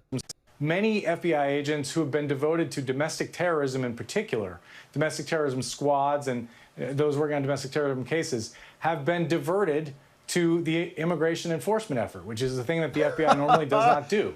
They've been required to go out on patrol, some full time. Some have just walked away from their domestic terrorism duties. And this is at a time when... So if Trump wasn't so focused on brown people, Charlie Kirk would be alive. You know, as we all know, extremism, domestic extremism in this country is on the rise, and political violence is on the rise. The FBI is the agency that we expect to address that, and it's not clear that all the resources that are capable of being brought to bear on this problem are in fact being brought to bear. Kendall. So it's just Trump's fault. He's diverting resources. If the FBI had more anti-terrorist people, Charlie would still be alive. Now, the White House posted this, which I thought was very interesting, from the official White House account over on X. Says the Charlotte murder exposes Democrat failures after a career criminal was freed, right? So the Charlie Kirk murder came right after Arena got a lot of attention. And we also saw yesterday that Trump came out and he was basically, calling out the right party. A lot of other people like Mike Johnson, everybody should come together and be civil. Trump called out the Democrats, rightfully so. And they're now posting articles about the Arena case. Now, what's also interesting is we have this little back and forth that was happening on CNN. And Dan Goldman has a message to the far right-wing podcasters. Talking about war. Probably talking about us. Has to stop. That's certainly not the message we're hearing from some in the sort of far right, podcasting sphere who make money off this. But you guys make money off every single news story and tragedy, and pharma pays you a lot too. So don't say that people covering the story are like grifting off of it or something. Is that what they're saying? Off this kind of rhetoric, they're talking about war. That there's a war targeting conservatives. Yeah, because Charlie just got shot in the neck. He was one of our key generals in the political battle. Look, it's that is incredibly dangerous. I am really, really disappointed. And what I would urge, I would really urge the President of the United States to speak out against that.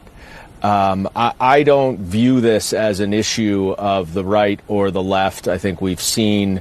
Of course you don't, because it's your party that's doing the bad stuff. So you don't want to make it about a single party. Political violence, on both sides of the spectrum. And it's not that one is worse than the other. Obviously, the efforts to assassinate the president were horrific. And were absolutely unacceptable, should have been unacceptable. But we can't get in a tit for tat here where we're just going one after the other after the other. Yeah, nobody wants to go shoot Democrats. We're not animals like people on your side who are gleeful and giddy when there's death, not a death cult who wants to murder babies, murder seniors, murder the mentally unwell, and murder Republicans. Because our system will completely break down. This is already a breakdown of our democracy. I think Congressman Kinzinger said it right. But our entire system of government will break down, and you will have certainly nobody who wants to do this job. It's already ill-advised for many, given the vitriol, the discourse that you see. They talk about it all the time. They're the ones lobbing it out of their mouths. They tried to weaponize the entire Justice Department and FBI against their political opponents, throw them in prison, kick them off the ballots, and now they're murdering our top leaders. And so this was a great clip that was assembled by Western Lensman. He says, we're profiting, far-right podcasters are profiting off of rhetoric, saying there's a war. Yeah, right. They're the ones saying that we're in the middle of a war. Here was that Chris Murphy senator saying the same. From some in the sort of far right, podcasting sphere who make money off this kind of rhetoric, they're talking about war. That there's a war targeting conservatives. That is incredibly dangerous. And I hope these far-right podcasters come to their senses and recognize that this is not war. Like we're in a war right now to save this country, and so you have to be willing to do whatever is necessary in order to save the country. We're in a war. You have to do whatever is necessary to save the country. He didn't say except shoot people in the neck. Now, you used to be able to infer that and to imply that. But that's what the word war means, okay? When you call people Nazis, when you call people racists and bigots, there are effects to that. Now, I know many of us have been basically immunized to those threats. I don't even care. Call me whatever you want. It means nothing to me. And in fact, it just confirms who you are. And thank you for identifying yourself by labeling me what you're labeling me. Perfect. Now I know you're not my friend. So we appreciate that, actually. But they have been using war-like rhetoric. Joe Biden and the entire administration for 4 years were not only declaring it, they were using the government to effectuate their war. And now it's escalated because they don't have their power anymore. They don't have the government. They lost fair and square. But they're still in a war. That was not going to end. All the CIA, deep state apparatus, all the FBI insider moles who were there colluding, Charles McGonigal with the Chinese, and the list goes on and on. They're not going to go quietly. This is what they're doing now. And the media is so dishonest, man, that they're going to come back out and just reverse this and say that it's our fault when their party is calling it a literal war. So the hypocrisy is obviously resounding, but it's not all bad news out there, all right? We had some amazing vigils last night. Lots of love and outpouring for Charlie Kirk. And this was even taking place in downtown Seattle. So I think now's a good time for the sane Democrats to disavow their insane party and abandon ship. But if not, I mean, if they want to double down and continue to blame Republicans and blame the right for our rhetoric as our people are being killed constantly, while they endorse violence, have a history of endorsing violence, funded a lot of the violence back during 2020, had their vice presidential candidate bailing people out, raising money for criminals, to turn around and lecture us about being, civil and nonviolent or something. Of course, we encourage nonviolence, but we want people to be cognizant and recognize who the opposition party is, what they stand for, what do they believe, what are their values. How can you ever break bread with somebody who wants your people shot in the neck and are happy about it? I don't think you can. So the only other solution is complete and total defeat, obliteration politically of the entire Democratic Party, using all the tools available. They did the same thing. We're not asking for anything unusual. We just want some actual results. And if it's defunding the universities or investigating the billionaire networks and pursuing prosecutions for all the financial crimes associated, President Trump got charged with 34 felonies for bookkeeping records. Remember that? Signed a check, a ledger, and a receipt. Felony times 12 months. It was ridiculous. And if that's the precedent that's been set, I'm sure there's a lot more criminality out there. But this was the vigil out, even in Seattle. We had apparently some Democrats. Seattle, I think, is very blue, coming out to be good people and pay their respects. All right, we're here in downtown Seattle at Westlake Park. Easily more than 300 people for Charlie Kirk's vigil. People from all sides of the political spectrum, just common sense Seattleites and Americans out here. You see also a lot of Israeli flags to remember and honor Charlie's support for Israel. But a concert's about to get underway. A memorial service, prayer vigil for Charlie Kirk. Easily, again, hundreds of people here this evening for Charlie Kirk.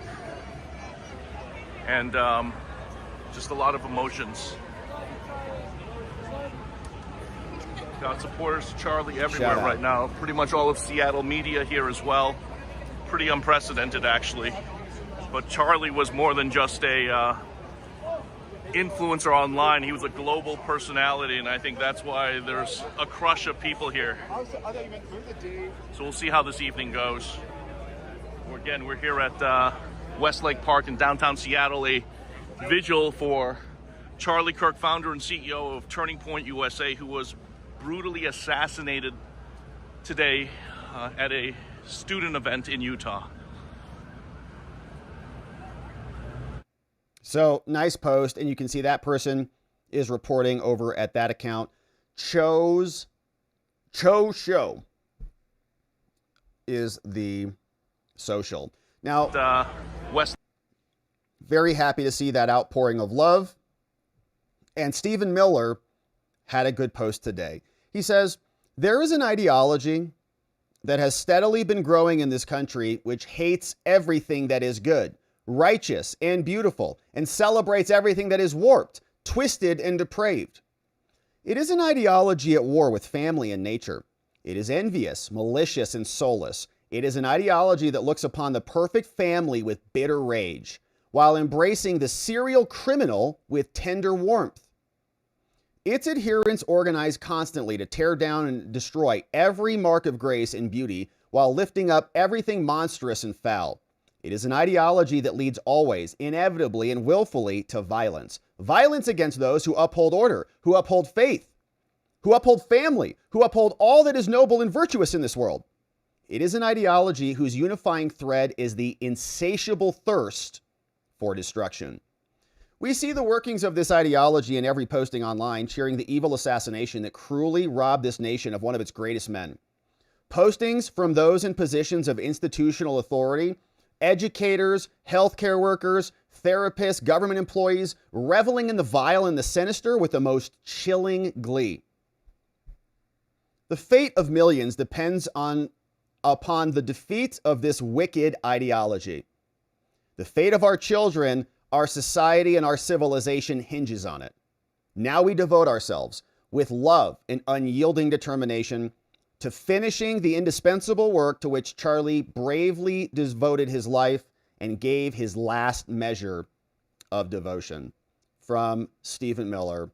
And he's absolutely right about it. And I hear a lot of the cable people talking about how, well, we don't want to get, too aggressive. We don't want, we don't want to lose our democracy. We don't want to lose this like civil society that we have.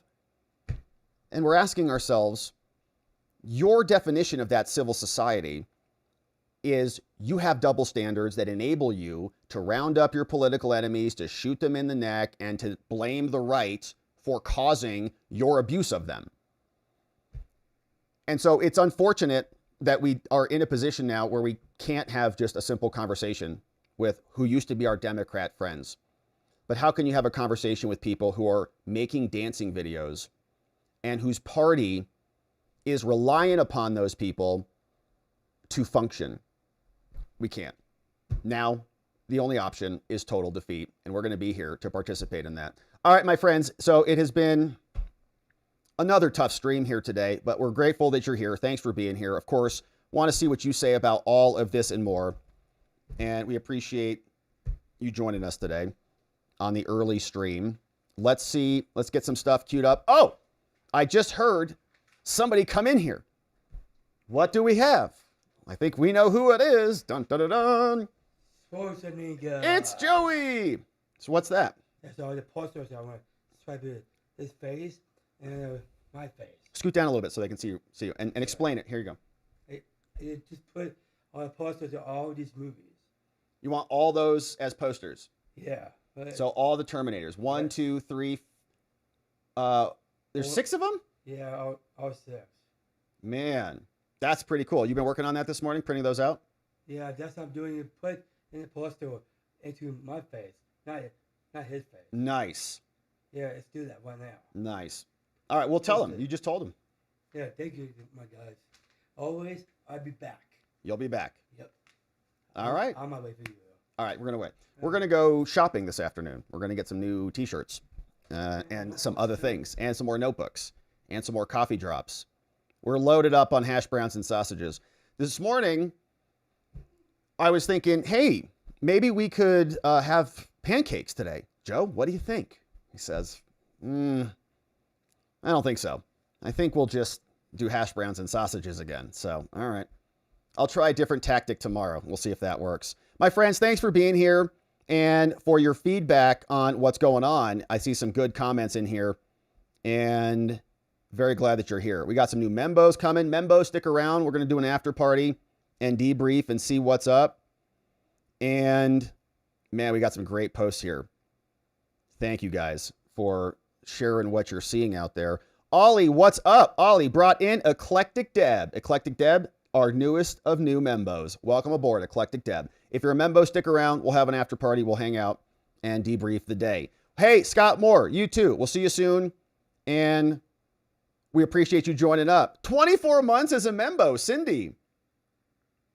Happy 18th birthday to my son, Matthew. Met Hubs 9/11/2000.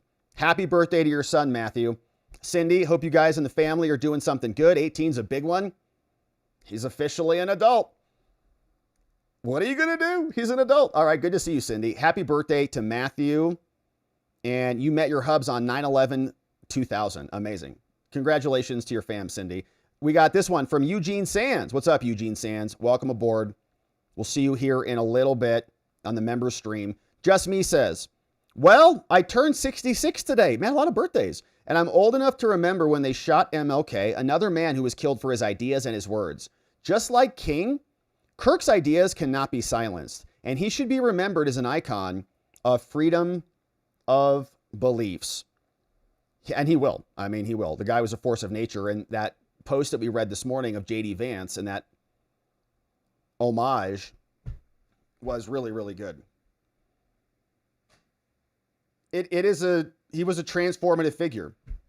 And I think that his power is just going to grow. You know, I mean, the compounding effects of the consequences of this, I think, are going to reverberate for quite some time. Natalie Ray, what's up? There we go. There's the newest photo released. We're asking for the public's help to identify this dude. So thank you for flagging that for us, Natalie Ray. Dropping that as soon as it was fresh out of the oven for us.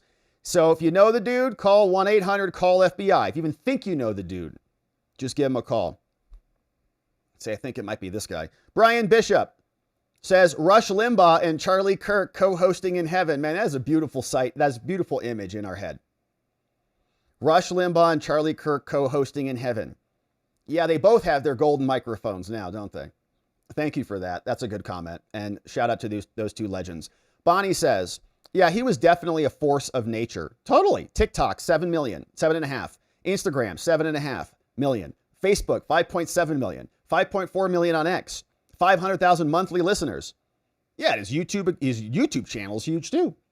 So I mean, we really lost somebody who was a major player for our side. Like, there's a human loss.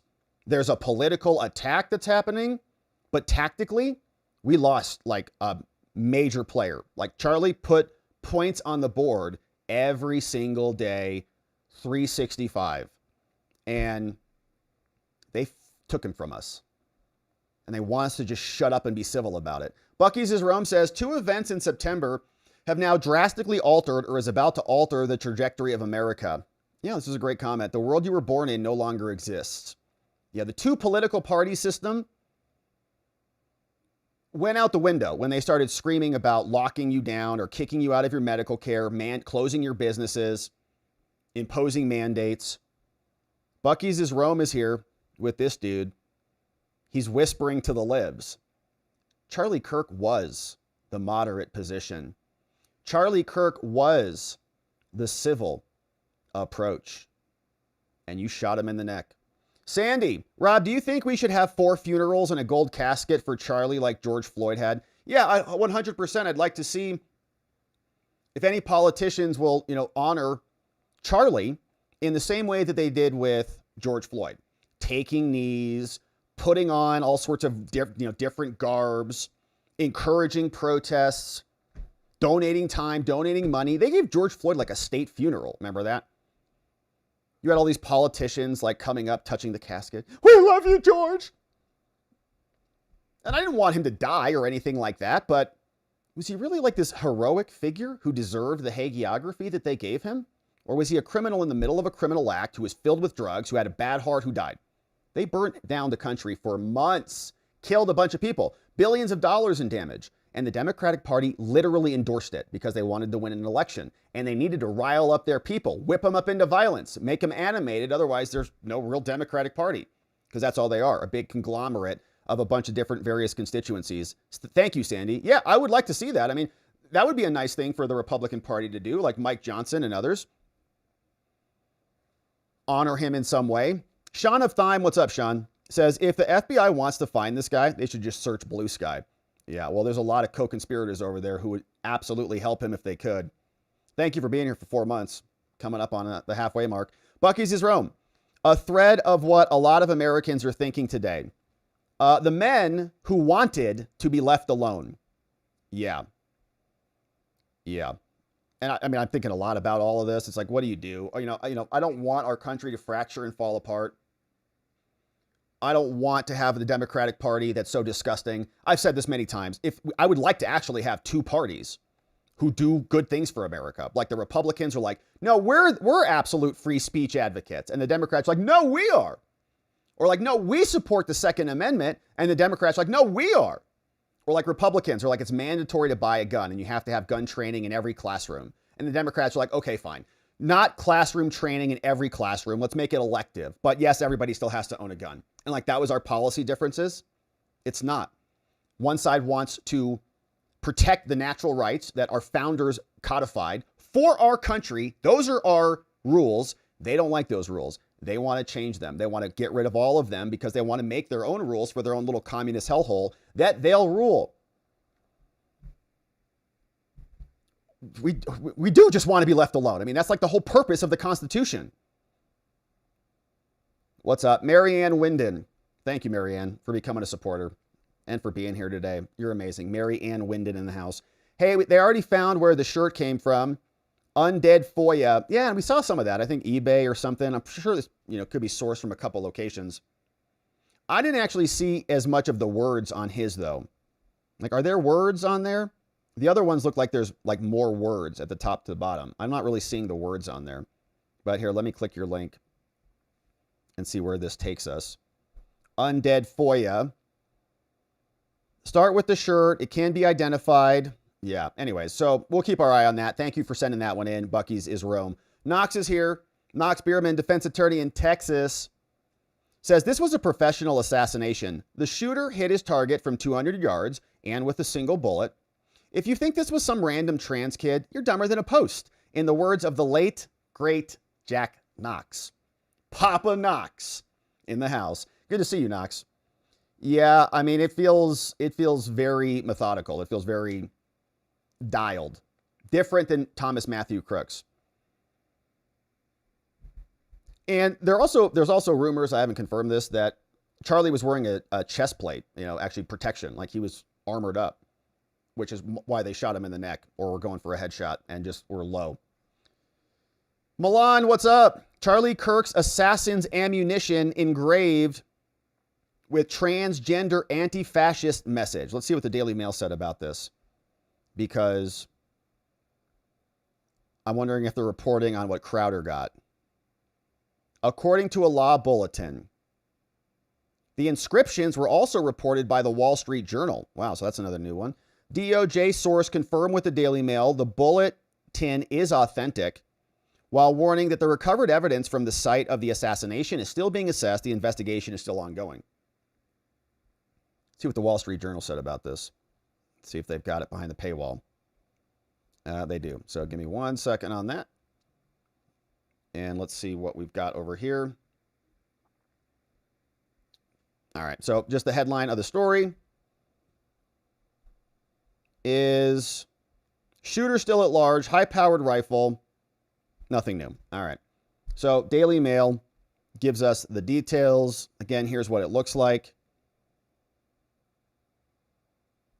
Almost 2.5 hours after the shooting, Charlie Kirk declared dead. This is the possible escape route.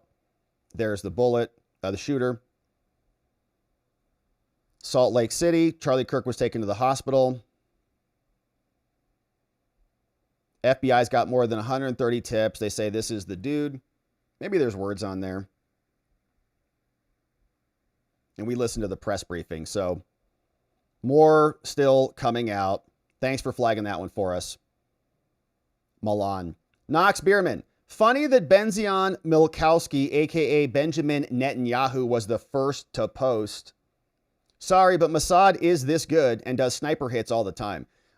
There's people posting about that. There's one fella, I forget his name. I think he's over at InfoWars. He is reporting that somebody told him that Charlie was worried about getting assassinated.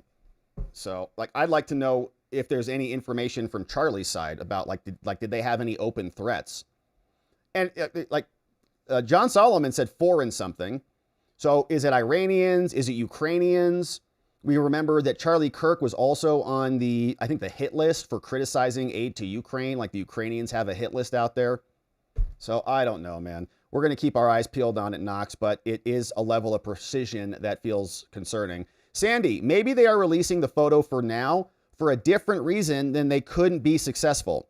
In trial, they would have to testify to sources and methods for identifying him. Our technology is superior as it relates to satellites. Better to have the public identify him for trial purposes and keep secret their knowledge. They might just want that after already having his identity, but not current location. Maybe, Sandy. Yeah, maybe. I don't know. I'm feeling a little bit more, less optimistic about it. Largely also based on the fact that Cash is like, we got him, and then we don't got him. The old desperado. What's up? Oni is bringing in 50 membos. Oni, thanks for doing this. New friends. We'll see you in a minute on our members only stream. We got a bunch of names here. The old desperado.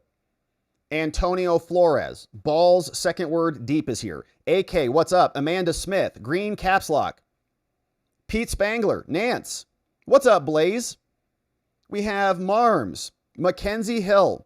What's going on, Brandy? All the marbles is here. Costa Chameleon, Sting Raider, Ben Gillum in the house. We got more. JK. What's up, No Justice? Andy Ward. Rich Martin. T. Ken. Jerome is here. Stephen Beaver. Ken Kraus. What's up? Home in MT. We got Ranger. Georgia Peaches. Schlista. Susanna Zod. What's up, Egress? AC. Danny Vardy. Leslie Oliver. Cherry Pow Pow. Blurt Ted Tout. Nicholas Giles. What's up, Chris Watkins? Yard Dogs joining us. Texas Ann. Reticent Robin. Battle Camp. Stanley Stark. Ninja Monkey. Shane Grover. And more. Marilyn Carter. Matt Telly. And Brother Ted. All gifted membos. Courtesy of Oni. Thank you, Oni, for bringing in 50 new membo friends. Very nice of you to do that. Can't wait to meet them. We got Revco. Hey, just got in. Did you see the leaked ATF email to Steven Crowder? Yeah, hit the rewind button on that, Revco, because we went through that. Things written on the rounds, the kind of pew-pew, etc. Match the info on the weapon given by the FBI in the presser. Yeah, basically we did that. And I think what Crowder has is mostly validated. Bill Malugin talked about it. Wall Street Journal's reporting about it. So that feels accurate to us. Thank you, Revco. Thanks for the dono and for being here and for flagging it. Hey, look at the date. It's wild what a visionary he was. It's crazy. 2011, Charlie Kirk said, "You speak the truth, real Donald Trump. As one of the youth, I feel you are a visionary, hero, and leader of this country. Hashtag Trump." Charlie Kirk, 2011. It's like Charlie Kirkstadamus, I think. Bucky's is Rome. What's up? Remember them? The people who were murdered in Benghazi. Yeah, Hillary. What difference does it make that Ambassador Chris Stevens, Sean Smith, Glenn Doherty, and Tyrone Woods were all killed? Hillary doesn't really care. Thanks for shouting out their memories. Yeah, those were horrible, man. I remember those images and what they did to their bodies. It was terrible. Mom CEO shared a Facebook link, says, this is the 911 audio. Thank you, Mom CEO, for that one. I've heard some of that. We appreciate you sharing the link. It's a Facebook link, so we'll check it later. DG Plasm, are the FBI aware of the Omar X profile and its now deleted contents? I would guess so. I would guess that that's probably one of the tips that came in. I'm sure somebody flagged that for them. I hope so. Thank you, DG Plasm. Hopefully they got it. Knox Bierman says, and I'm sure Elon will be very cooperative with that, maybe the shooter's passport was left in his car, of course, registered to his mom. I want all of you who shoot to head out to the range and make this shot, okay? Oh, wait, you cannot, as you would have to be on a roof with your grains measured and your sights prepared previously, depending on the wind. From Knox. Man, Knox, sounds like you know what you're talking about over there. Yeah, I mean, it feels like a far shot to me. Like, I've been to the range many times. And going out 200 yards? Far. So, I don't know. Rick D, what's up? In regard to the jet, Glenn Beck has a ranch in that area. Charlie's wife and kids were there at the event. Glenn was at his ranch yesterday. I can totally see that plane doing that to transport Erica and the kids to Glenn's ranch where they would be safe and isolated. That's a great explanation for that, Rick D. Why would they turn off their radar, though? Like, that's I think the thing that makes it strange. why would the radar go off? Like, why wouldn't they just take a regular flight? Like, did they think somebody was going to take out the plane? So they had to go dark? It's a good explanation. There might be a perfectly reasonable explanation, but it feels weird. Yeah. Free Men Die Free says, private jet is 100% intel related. Shooter was likely a recruited asset. It's crazy. Says Free Men Die Free. Well, until we know more, I mean, like the fact that he got away and we still basically know nothing about the dude, I think is a concerning thing, right? They say it's like after the first 24 hours, after your kid's gone, like there's a certain % chance of finding them. But after the next 48 hours, there's like a much lower chance of finding your kid, right? If they're stolen from you. So, I hope I'm wrong. I hope we find this dude immediately. Art Pollard, what's up? Just curious. How many cities burned to the ground last night? Yeah, I don't think any. Interesting how that works, isn't it, Art? Yeah, we don't have any of our politicians who have to post bond money funding requests because our people went and torched cities. Not at all. Isn't that funny? Yeah. But we should still be civil, though, you know. Remember. And give up your guns, too. Hey, what's up, DC Metro? 16 months as a membo. DC, thanks for being here, man. That's almost 2 full babies in the house. And another dono from DC Metro. Thank you, DC Metro, for that. Very nice of you to be here. Thanks for joining us today and supporting us. We got This Old Guy Says, here's the N88KG photo. It's a Cessna 340 owned by a registered owner called SkyWest Aviation, Inc. out of Albuquerque, New Mexico. Interesting. Yeah, I think it's the radar thing. And again, I'm not a radar airline person, but that guy was, and he sounded like he knew what he was talking about. Yeah, what's going on? Knox says, a 70-year-old fat guy did not jump from roof to roof. Dude is totally MH. What is MH? Murder for hire? Murder for hire, maybe? What's up, Sean of Thyme? Yeah, this was a great comment that I thought was appropriate while we were covering this. Elevated position, overhead cover, crowd under, creating a narrow window. He was shot in the throat and not in the chest, maybe because he had a plate carrier on. It's about more than distance. It's about the window of opportunity. Yeah. G-Men, when you zero in a regular AR-15 chambered in 5.56.223, you normally zero it at 50 to 200 yards. It's a parabola. So your point of aim will be your point of impact at 50 yards, and your point of aim will equal your point of impact at 200 yards as well. Any range you zero a gun at, it will be zeroed at 2 distances due to the parabolic flight of the projectile. Yeah, and so I think we're learning more about this guy's gun, right? It was a bolt-action 30-06, so a little different than an AR-15, but I'm sure it's the same concept. But what is the, what is the effective range of kind of a single-shot rifle versus a multi-shot, more of an assault rifle? Bodie, what's up? None of this makes sense. The rifle signature sounds more like an M40 rifle. I think sniper shots are usually to the center mass versus a headshot. A Mauser doesn't break down. So where's the rifle in the video footage? Yeah, that's also curious, right? So I was also wondering about that with the images that they released. So like that guy didn't have like a rifle, like a bolt action, which is generally like a, one full object. It's not like, ARs, you can kind of like fold the things and kind of tuck everything in. Maybe shove that in a backpack if you have the right setup.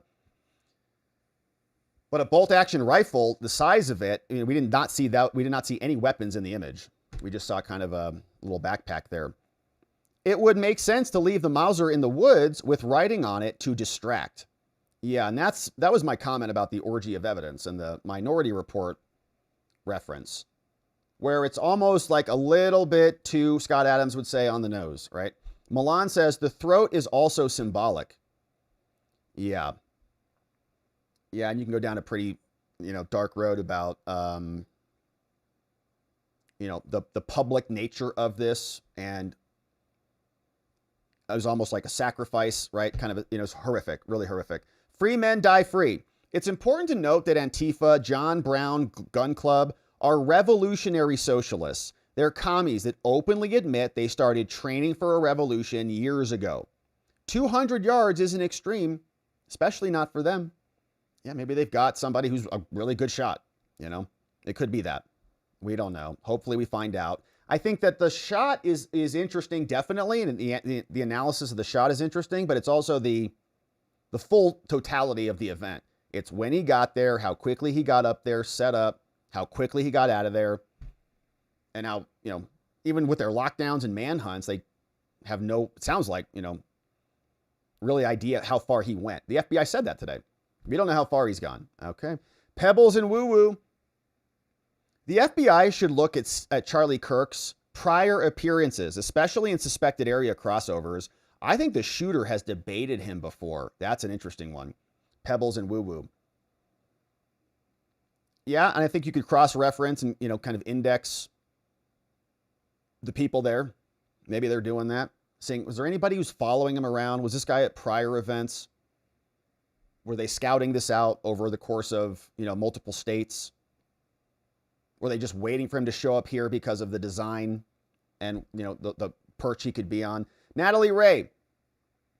He could have killed Charlie any place, anywhere. But in my opinion, he waited till the first event to make it a big event. Cameras, news, audience, etc. Yeah, Charlie Kirk wasn't shot, you know, going to a restaurant to hit, you know, to go to dinner with his family. So it's not just about killing Charlie Kirk.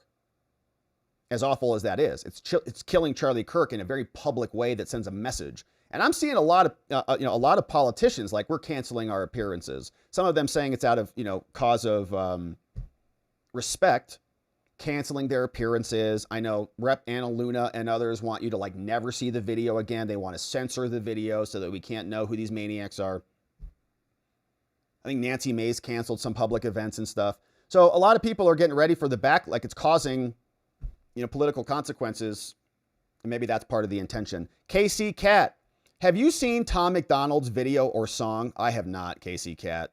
Not sure I can really watch it, but thank you for that. 7 months as a member, KC Cat. Tom McDonald, he's already made a video or a song about this. It's awesome. Trusty James.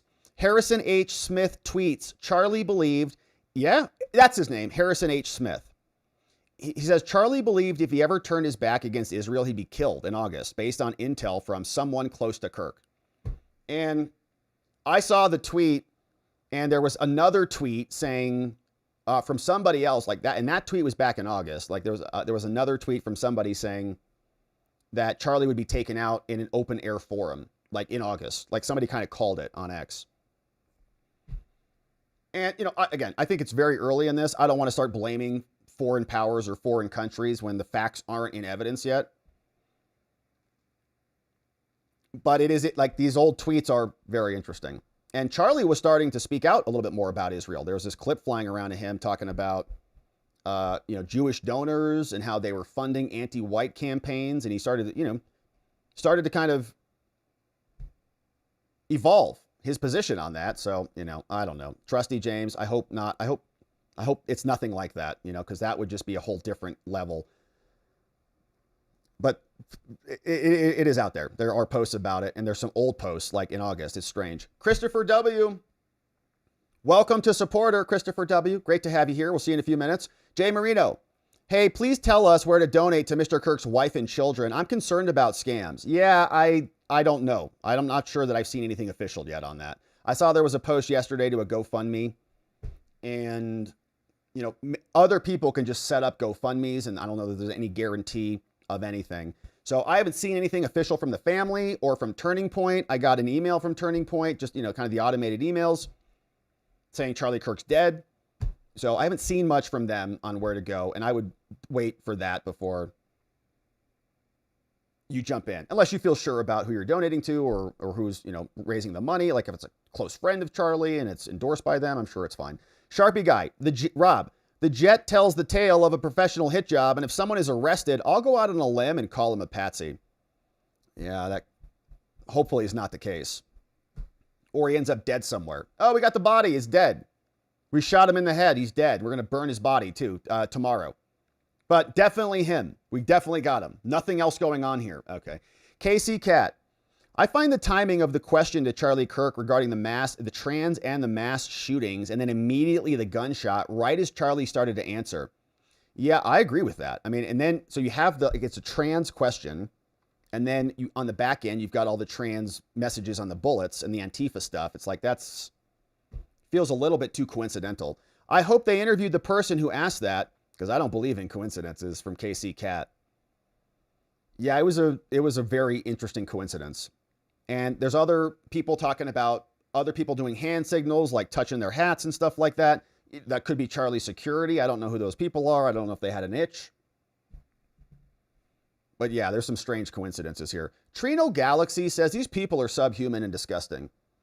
Well, I don't know how you can, like, where is your humanity if you're happy that somebody else is killed? For Charlie Kirk was holding a microphone on a college campus, shot in the neck, and they're gleeful and giddy about it. So what is that exactly? Like, where is your humanity? I honestly don't know. I don't even know how they can live with themselves. I think the only way is they support each other. Like, there's just like this bubble that exists. And so if you post a gleeful giddy video, then everybody else posts a gleeful giddy video, and you just have this disgusting aura that you're surrounding yourself in. KC Cat, they've released photos of the shooter now. Boom, KC Cat, thank you for flagging that for us. We saw them, and I'm keeping an eye on the cables. I'm not seeing anything new. It's a lot of the same stuff we've covered this morning. Jay Marino says, dox them all. Well, the people who are, we don't dox anybody here because, it's against terms of service and stuff, but it is important to know their names and to have, they should have accountability for their words, should they not? Hey, Leonard, what's up? Says, without conservatives like Crowder, Tim Pool, your boy here, and others, we would depend on the corrupt media for all of our news. Honestly, I was so disgusted with the media. I'm still disgusted with it. Even Fox News and stuff like that. Like, they're not bringing on a lot of Charlie's friends and stuff. They're bringing on, like, Trey Gowdy. And then CNN brought on Andy McCabe. I'm like, I don't know if Trey and Kirk were close or not or whatever, but I'm like, he's got a bunch of other deputies at Turning Point and a bunch of these other things. And it's just like the media is talking amongst themselves about Charlie Kirk. It's like, oh gosh, you guys are sick. So Leonard, thank you for that. And shout out to Tim Pool. Shout out to Crowder, man. I watched some of Tim yesterday, and he's, friends with Charlie, like upset. I mean, it's really horrific. It's like horrific. So prayers up for, all his friends too. Trino Galaxy. Dems are in the job of no self-responsibility at all. I guess that's a great framing on that too. Yeah, I mean, they didn't shoot him, and so what? So who cares? It's not I didn't do anything. And there's kind of this apathy towards life in general, which is a sick thing. Milan, what's up? Hey, AOC, the Bill of Rights are not yours to control. Stop playing God and go look at the document you swore allegiance to, you crazy lady. From Milan. No, they wanted to take away your guns as they're killing you so that you can't defend yourself, I guess. Scott Moore, what's up, Scott? Great to have you here. Thank you for becoming a member. We'll see you here in a few minutes. Yeah, and Clay Travis says that they fired that woman. We covered that earlier. Thank you for flagging that for us. That came in from Natalie Ray. Rig D, Fox News reporting that Vance and the second lady are on the way to Salt Lake City. They're going to meet with Charlie's family and then transport them and Charlie's casket to Phoenix aboard Air Force Two. Man, that's awesome. That's respect. We appreciate that. His body's not even home. G-Men says, come and take it, I dare you. I would love to see them try. I will always stand up for my principles. I will always live standing up and die standing up because I will never live on my knees. Amen to that, G-Men. I agree with you. A prominent conservative is assassinated. Every channel reports it. And TMZ's staff is watching a car chase? Maybe it was Benny Hill's show back there? Yeah, I kind of feel that too. It's like, how are we laughing? Like, Charlie just got shot in the neck. Like, what's funny? You can just kind of separate that out. Like, even if you don't like Charlie Kirk, you just walk into the other room and you're just like, well, Bugs Bunny is on. That's basically their capability. Milan, all act calm and civil when they stop foaming at the mouth, crazed, cruel, and violent. Sorry for my language, but F them. No, I think it's appropriate. I mean, they're saying F you to us. And so we're supposed to negotiate with them and have civil conversations about this. They want us dead. Michael Manson, 30 months as a member. Great to have you, Michael. Thanks for being here for so long. We've been through a lot. and a lot more recently. Rest in peace, Charlie, and prayers to your family and to your friends. From Michael Manson. Thank you, Michael, for sending those prayers up. NY says, FYI, Matthew Dowd, Wall Street Journal chief political advisor to the Bush-Cheney campaign. Makes sense in hindsight, given the Cheneys. Yeah, and that guy was basically saying Charlie deserved it because he was running his mouth too much. According to MSNBC, they're just sick people. G-Men, what's up? Says, why gun control? Because armed people will not willingly load themselves into railroad boxcars. Yeah, that's a good comment. Second Amendment's very important. I'm so glad we have it. NV says, how did the shooter know the exact position of Charlie, where he would take the shot, how he would gain access to the position, where security would be to avoid detection, and how he would escape while not drawing attention? Yeah, all great questions. Yeah, so that's kind of the point. Like, if he was there at 11:50-ish or 11:52, whatever the Fed said, he got up and into position. So I would imagine like he had scouted it out, like knew exactly where to go. Was all of that just called on audible? Like, did he just, I'm just going to go find a spot on the roof, I'll set up and take the shot. And if so, that person's very skilled, right? So you can go, like, just think about going into a college university that you've never been to and getting on the roof of a building. Like, how easy is that? So maybe it's very easy there. Maybe they just have, go on the roof. Like I had at ASU, I had a science class and there was a rooftop astronomy setup, but you had to like get permission to go on the roof and somebody had to open the door and all the things like, and the door would lock behind you. So had somebody bring you in and out. It's like, so what is that exactly? Did he scout it out? Did he have help? Were people letting him in? Did he have blueprints on this? I mean, what was the sophisticated level of this? And then he was out immediately. So we had a getaway as well. So we had a drop off and a getaway. I don't know if anybody dropped him off or how he got there, but it seems pretty tactical. This one from X Alerts.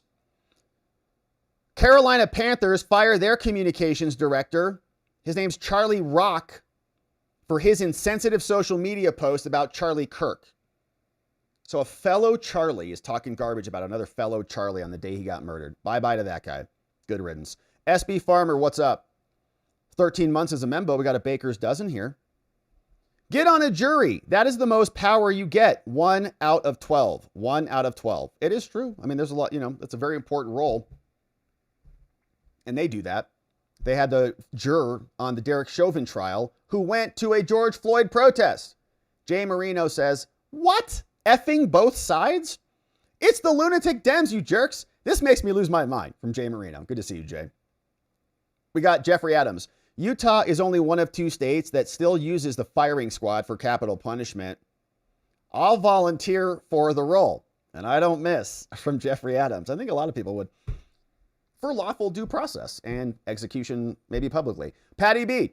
I believe in the political system being broken down. The Democrat Party needs to be dismantled because they're a bloodthirsty, vile party that won't stop until someone stops them. Yeah, I mean, I'm with you on that. It's like, I would like to have 2 political parties that operated and functioned in the interest of America. But we don't have that. We have a criminal organization masquerading as a political party with a bloodlust coming out of there wherever, constantly, all day long.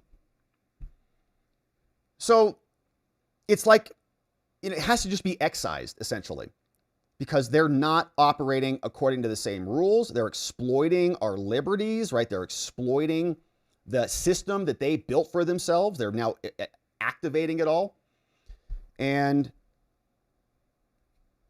we've seen some aggressiveness. We've seen USAID funding and other things, but I would like Congress to step up, start passing some legislation that addresses the colleges, that addresses the financial networks, that launches investigations into the NGOs for criminal charges, all the tax evasion, whatever's going on. Where were your expenses actually going?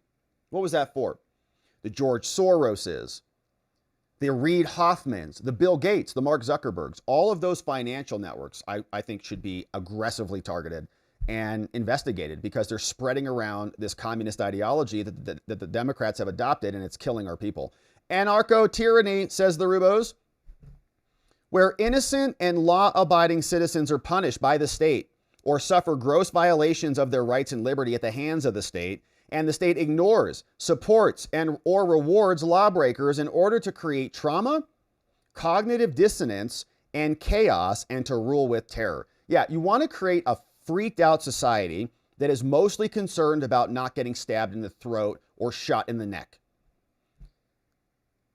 Because if you're preoccupied with those things, then the government can do whatever they want. They can spend your money, inflate your money, pass laws spying on you, take away your property, take away your liberty, because you're so worried about not dying. And everything becomes so chaotic that the government now needs to become the solution. And they come in, oh yeah, we'll help save you with all of this. You just have, oh, I know the solution. We just have to defund the police and then crime will get better. No, it doesn't get better. We just need to let more illegals in because of our economy or whatever. It doesn't get better. They're all doing it to destroy what we stand for. Ollie, what's up? There's a Batman versus Terminator animation out right now. Oh man, that's a tough one. Batman versus Terminator. I'm a big Batman fan because I kind of want to be Batman. I just need a few more $1 billion. Then I'll build that car. But I kind of want to be a Terminator too. So I don't know. They're pretty cool too. So it's a tough one. I don't know. I don't know which way you guys would go on that one. You know, Terminators are pretty solid machines, like no question about it. I guess the next question, is it the T800 model or is it the T1000 model? Is it the liquid metal guy or is it the Arnold model? Yeah, we don't know. That sounds great, man. I love both those franchises, so that'd be fun. Knox Bierman, mad love to Joey. We love you, Knox. Thank you for shouting him out. We're going to spend the afternoon together today, and we're going to do an early stream tomorrow as well on Friday because we're getting haircuts tomorrow. So today we're going shopping. Tomorrow afternoon, we're getting haircuts. Going to the barber together. It's going to be great. Biology always wins. I am cleaning while listening. Germany on right party. Supposedly 7 died. I know, we covered that story. Suicide. This is a war on Christians and conservatives. And most importantly, our young adults. Yeah, these college kids that we played here on the show today. Totally fried. Digital Tripper says Terminator hands down. Yeah, where was Charlie's due process? He didn't get any. Of course. Maybe a federal judge will issue an indictment. Doan says, Rob, did you bring Joey in to remind us of how much we have to be thankful for? It's a genius move. Doan, you know, I was thinking a lot about that, man. Last night I was just sitting there, just hanging with Joey. We were watching Rush Hour. Great movie. Jackie Chan. I don't know that you could get away with a lot in that movie right now. Like Jackie Chan drops the N-word in there, you know? I was like, oh, damn, I forgot about that. It's pretty funny. That's how it used to be. And now it's not like that anymore, you know? And it's like, it's a jokey scene, obviously. But we do have a lot to be grateful for, man. And life is so precious. And I was just sitting there with Joey and I'm like, man, you know, we don't have all the time in the world with the people we love. And it's just a beautiful experience to have. And oftentimes we get so overwhelmed in our lives, like you never pause to breathe and just like look at the person you're sitting next to and just say, man, I'm so grateful for this person in my life. I felt it hard last night. So thank you, Doan. And thanks for shouting out Joey. He's a blessing, a total blessing. I'd be a much worse person without Joey. The Midwest Express. Hey, thank you, the Midwest Express. Thanks for being a calm and effective voice. We appreciate that, the Midwest Express. I don't know how calming it's been the last few days. I felt a little bit riled up last night, and rightfully so. But I feel like we have to say these things. We have to just, there's a big concept. I think Chris Voss talks about this a lot in his book, Never Split the Difference, the power of labeling things, right? You got to just come out and just say it. If you can't label something, if you can't call it what it, and he talks about like labeling as a kind of a conversational tactic. Somebody asks you a question, you don't know how to respond exactly, just label what they said to you and say, oh, okay, so what you're saying is this, and just label it, right? It's kind of a tactic. But I think talking about it, speaking the truth, does bring some calm. I hope. Thank you, the Midwest Express, for saying that and for being here for 26 months. You're awesome. Skip Distance, official. Yeah, I think a lot of people can relate to this. I still can't process everything yet. The best way I have to work through this is with my music. Released a new song on my website. Couldn't find the words for the event itself, but the fallout disgusted me. It's time to name and shame. Yeah, I think they're like the polite society of like, well, they're Democrats, but we can agree to disagree. It's like, they don't agree to disagree. They shoot you in the neck. And lecture you about you being so bad to get your people shot in the neck. So Skip Distance Official sounds like a great song. Thanks for writing that. Thanks for sharing that with us, my friends. I'd encourage you to check it out. Hopefully they can just Google Skip Distance Official. Check out your new tune. Sounds awesome. Hey, what's up, this old guy? Today, after a fitful night's sleep, that is such a good word, fitful. I had a fitful night's sleep too. I didn't even know that word. It's a great word.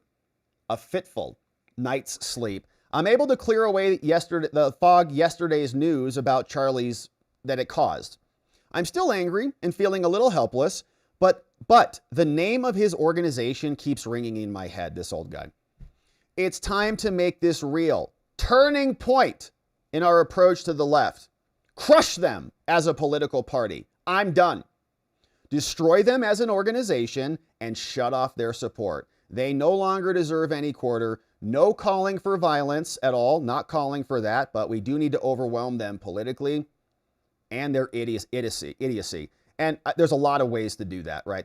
Congress can pass legislation. We control both houses right now. They should all wake up and do something about this. What's happening at the universities? Where's the money coming from? Who are the people responsible for this?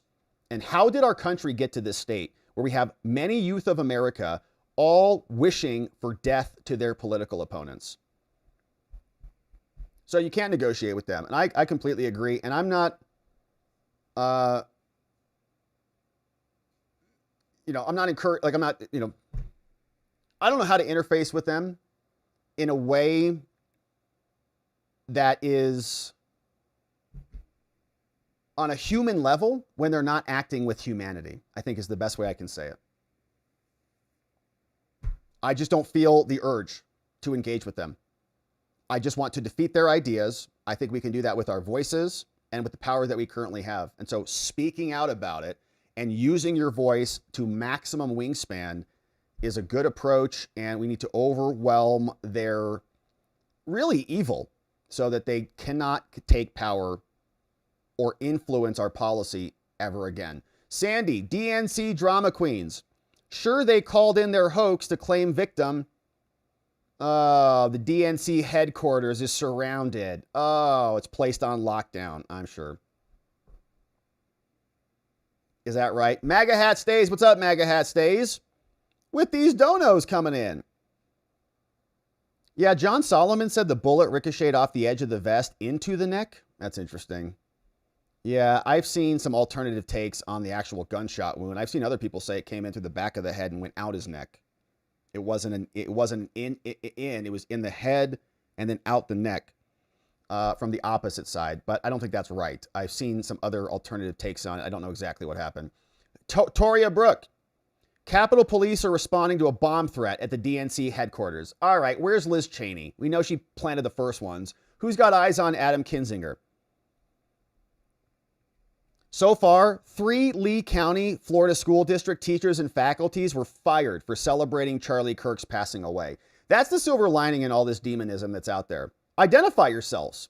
I want to know who they are. I hope they post more so we can identify them and fire them and not interface with them ever again and shame them out of society for being murderous freaks. Simone Garcia, you are making a difference for the better too. Thank you, Simone. We hope so, man. We hope so, Simone. We're trying to contribute to the conversation, to the solution. And thank you for saying that. MAGA Voice, awesome there. Rick D says ADS-B is not radar. Okay, well, my apologies. Whatever it's supposed to be. It's a satellite locator and not required to be used. Whoa. The plane was still on radar, I'm sure in touch via radio with ATC. Rick D would know. Rick D's done 5,000 jumps out of an airplane. So we've got 2 sides to that story now. E. Texley, Kyle Seraphin says he agrees with the report that Charlie was hit center mass. The bullet ricocheted around inside his body and exited through the neck. Seraphin says plate carriers can be effective against pistols, but not rifle. In my opinion, Charlie Kirk was actually dead well before he hit the ER, but the attending MD would have continued CPR and other efforts until the time he arrived. Time of death is the time of the doctor's death exam and pronouncement. Yeah, I don't know. I mean, I watched that video a lot, and I don't know. G-Man says, no way this was a 30-06. No way at all. Listen to the sound. It's not a 30-06. Look at the damage. No way it was a 30-06. I just don't buy that one bit. Watch the Butler shooting, and you hear the guy shooting the 223. Then about 8 to 10 seconds later, you hear the Secret Service shoot the 300 Win Mag. It's such a distinct sound. This was not a 30-06, man. From G-Men. Interesting details. Hey, John! I'll make him a series when I get off work. Oh my gosh, this is so good. He's got... John, I don't even know how you do this, brother. That is so cool. Thank you for doing that. He loves him, dude. He's like super excited about him. He's talking about the one you did last night, all night. And you got him over here too. Man, how do you do that? That's super cool. All right, thank you for doing that. And there's a Terminator 7 coming out. I have to have Joey do a podcast on that. I didn't even know that. End of War? Sounds awesome. All right, Bucky's is Rome. Breaking news. Charlie's body is going to be flown home aboard Air Force 2. It's amazing. Yeah, that's amazing. Flown home aboard Air Force 2. Voice of the people. It's your birthday today, right? 9/11's your birthday. Starting to think my birthday is a cursed day. Yeah, 9/11's a tough birthday, man. It's a tough one. Alexis's birthday is tomorrow, 9/12. That's also, it's like right in the aftermath. It's like, yeah, we're going to have a party for you right after 9/11. Thousands of Americans died. Oh, gosh. K-Bean, mod the fort down for us. Thank you, K-Bean. Sharing this one. Happy birthday to Off Label Podcast. And they're going to head over there. I'm sure Off Label will be streaming at some point. So be sure to subscribe to their channel and check them out over there. K-Bean, thank you for the dono and for modding the fort down for us. Boopsy says, this is the meaning of the name Charles. Free man or man. Meaning of the name Kirk is church. I did not know that. That's interesting. Free man and church. Very appropriately named individual, wasn't he, Boopsy? Thanks for looking that up, Boopsy. Has anyone looked in Cenobio Herrera? Has anyone looked into maybe the Mormon militia? I don't think so. I think the Mormons wanted to take out Charlie. I don't know about that, but I didn't even know they had a militia. Interesting. Thank you, Cenobio Herrera.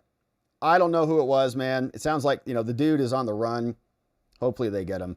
Dan, the tent was set up and the range determined before the event. The chair where he would be sitting was already scoped out. Yeah, what's up, Patty B Photography? You're spot on. You turn your back and they stab you every single time. Yeah, so how do you negotiate with them? We had a deal. On the judges, they backstabbed Mitch McConnell on the judges. They try to take their political people off of the ballot. Like, that's how disgusting they are. And imprison him. If they could have put Trump in prison, they would have done it. If they would have killed Trump, they would have been gleeful and giddy about it. And we're supposed to just be civil and like, well, the Secret Service tried their best, I guess. Okay, Bucky's is Rome. Yeah. Hey, here you go. Representative Anna Paulina Luna. She said, I owe my entire political career to Charlie Kirk. I would quite literally not be in office today if it weren't for him. Even when my own party was working against me, Charlie endorsed me and campaigned to help me win election. Today, I'm urging Speaker Johnson to place a statue of Charlie in the U.S. Capitol to honor his legacy and to serve as a permanent testament to his life, work, and sacrifice. Yeah, I'm down for that. The big, 20-footer of Charlie. It'd be great. Watch Jasmine Crockett walk by it every day. Natalie Ray, this is just sickening. We are not the same. Yeah, and that's why I had to share some of those videos with you, because we're not. And the idea we're going to have a civil debate over economic policy? Let's talk about interest rates with the Democrats. And what's the proper interest rate of the Federal Reserve? Employment numbers. They're shooting people in the neck and they're all giddy about it. So their opinion is irrelevant. It doesn't matter anymore. It's like a parent who's got to just really deal with a really bad child, and you just have to act and take act, and solve this. Joey Sundin says, Joey can have those posters printed at scale at Office Depot and Office Max, as well as FedEx and their office. It's a pretty good idea. Maybe we'll do that today.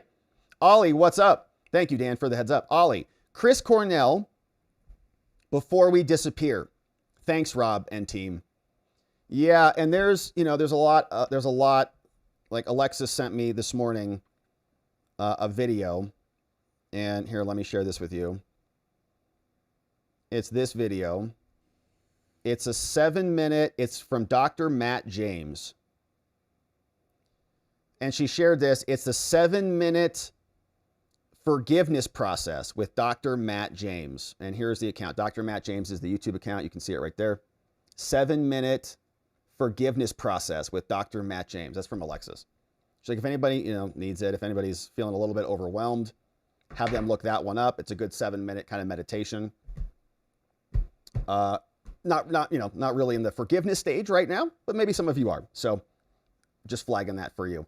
But anyways, we've got that. Ollie, Chris Cornell, right? Music, meditation, prayer, obviously, community, friends, family, all the things are very important right now. Ollie, thank you for that. We got this, Milan. Charlie Kirk, we love you. How can I pray for you today? Amen to that. Charlie Kirk, we love you. Thank you, Milan, for that one. Looks like a nice shirt. Rub some dirt on it. Hey, if you're shirt shopping with Joey, how about upping his game with some of the MTs in schmedium for him?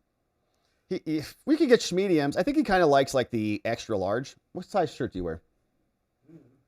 We'll find out. Amazing. Thank you, Rub some dirt on it. We'll see. I'll try to get him into schmediums, but I'm not sure he'll be down for that. Schmediums, you have to be a special character to want one of those. Totally narcissistic, completely egomaniacal, and totally insecure. That's why you have to get custom schmediums. Sandy, I saw a slow motion close up. You can see the shot to the jugular as the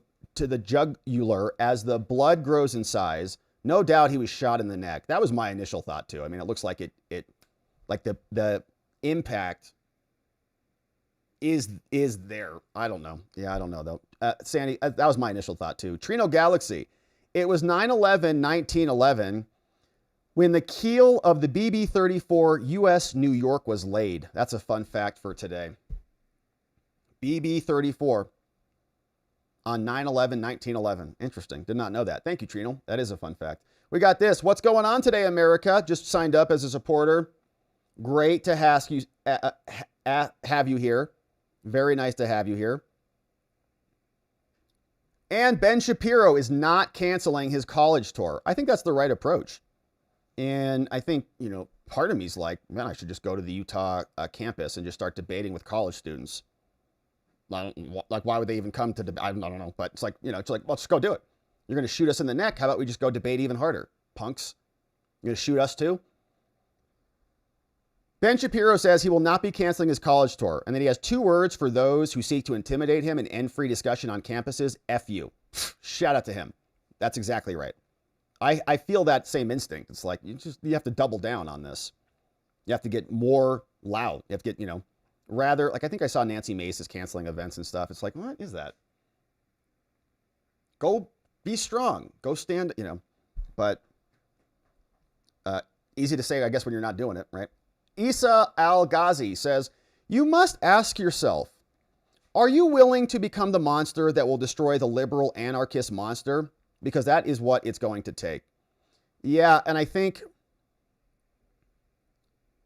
it's not monstrous behavior. It's just being responsible and a good steward of liberty. It's not monstrous to push back on anti-liberty cultists who love death. It's not monster. I think it's righteous. But I understand your point, Isa. There's a little concept of, having like this dark triad. Like you've got this public-facing persona or this, normal moral framework that works for most issues. But it doesn't work for all issues. And there are times when you got to tap into that little darker side and get a little bit more aggressive and do things differently than you wish you could do them. And you do that because you're a responsible person, right? Like you wouldn't let your dog kill themselves or kill your family. So you have to act up, right? You have to act to stop that from happening. And if you don't, then you're really irresponsible. Actually, that's a monstrous thing to do, is to let your country die. But I get your point. It's, are you willing? There's kind of a threshold. A lot of people, I think, are silenced because they don't want to be called xenophobic or anti-trans or bigoted, or they don't want to be called misogynist or Nazis like they called Charlie Kirk, even though none of those labels apply. It scares people. It chills the speech and it shuts them down. So they don't want to speak out publicly. It's a scary thing. Well, maybe tapping in to that, to that other side of you will give you the energy and the courage to do that, right? So you get tap into that. What is that other side? I recognize this a lot in sports, and I see you were in the Marine Corps. Thank you for that, sir. But I appreciate what you're saying, because there's, like on the wrestling mat, I could kind of shift between mindset. Like if it was an opponent that I had, a good prospect of beating, then you can play at one level. But if you got somebody who's really, you have to play at a different level. You got to tap into something much deeper, something that you don't normally tap into, because it's a dangerous thing to do. If you tap into it, it can really consume you, as we're watching with the left. But to tap into that, to use that energy to correct this imbalance in our society, I think is something that we're going to have to grapple with. And the question is, how do we do it? And of course, we're encouraging, peace and no violence, but it still requires playing at a higher level. And I think that's what you're getting to. Bodie, I watched 2 versions of the Assassination and it made me sick to my stomach all day. Me too, Bodie. Thankfully, I was able to spend my night in Celebrate Recovery. Man, that's awesome, Bodie. Congratulations to you, my man. I'm sorry that you had you're feeling the same way as the rest of us, but you were in good company, okay? Many of us were just sick yesterday and are still sick today, and will still be sick for the foreseeable future. My friends, let's say hello to our friends on X, and then we're going to do a debrief and hang out for a bit in our after party. New YouTube friends, come join us. We'll have a link for you here in a second. But let's see what's happening on X. We had a couple comments over here. James Pepper, Cremadella, says, okay, Cremadella sent me a DM. Thank you for that. Jody says, Rob, how do they not know who the shooter is, but they can tell us what time he got there? That's weird. Prayers for the family. God bless. We all need God, from Jody. James Pepper says, we are Charlie.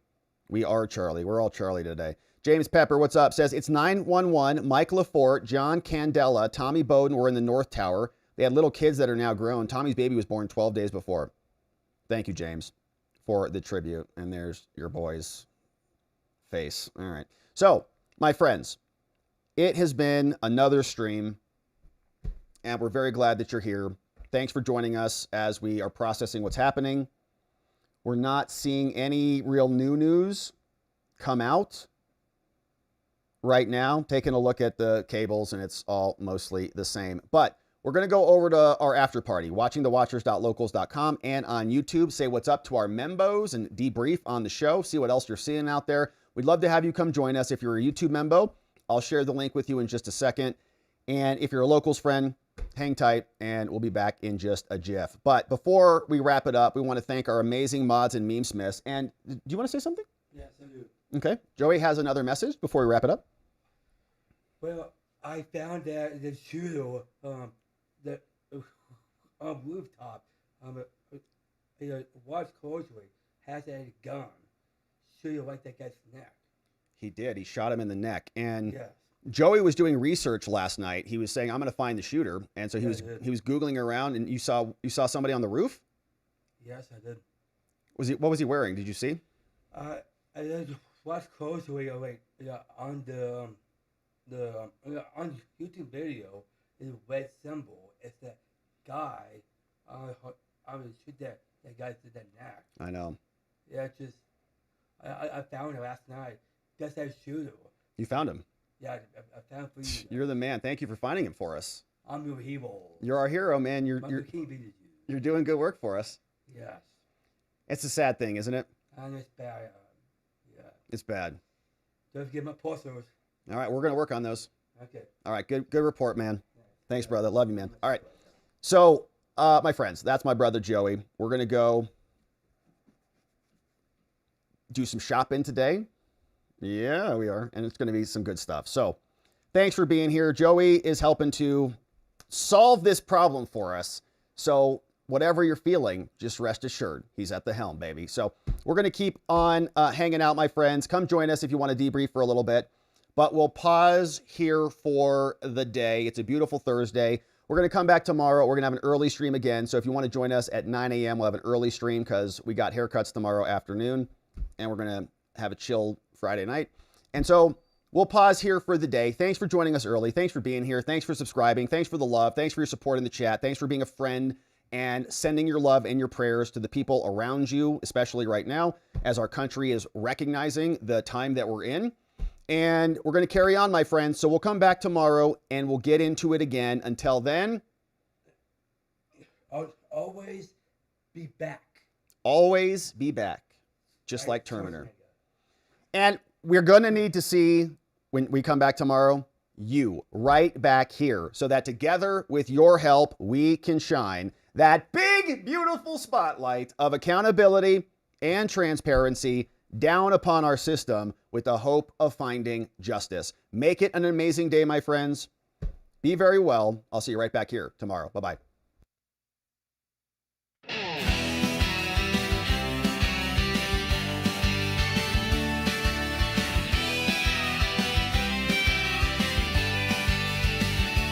Thanks for watching, my beautiful friends. Now it's that time where the stream must end. You brought the heat with every chat and line. Together we expose corruption.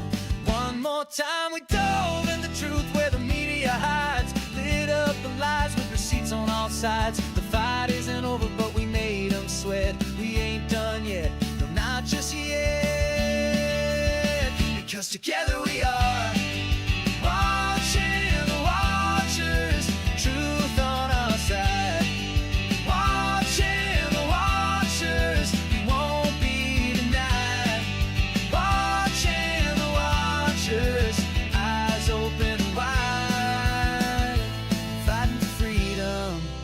Nothing to hide.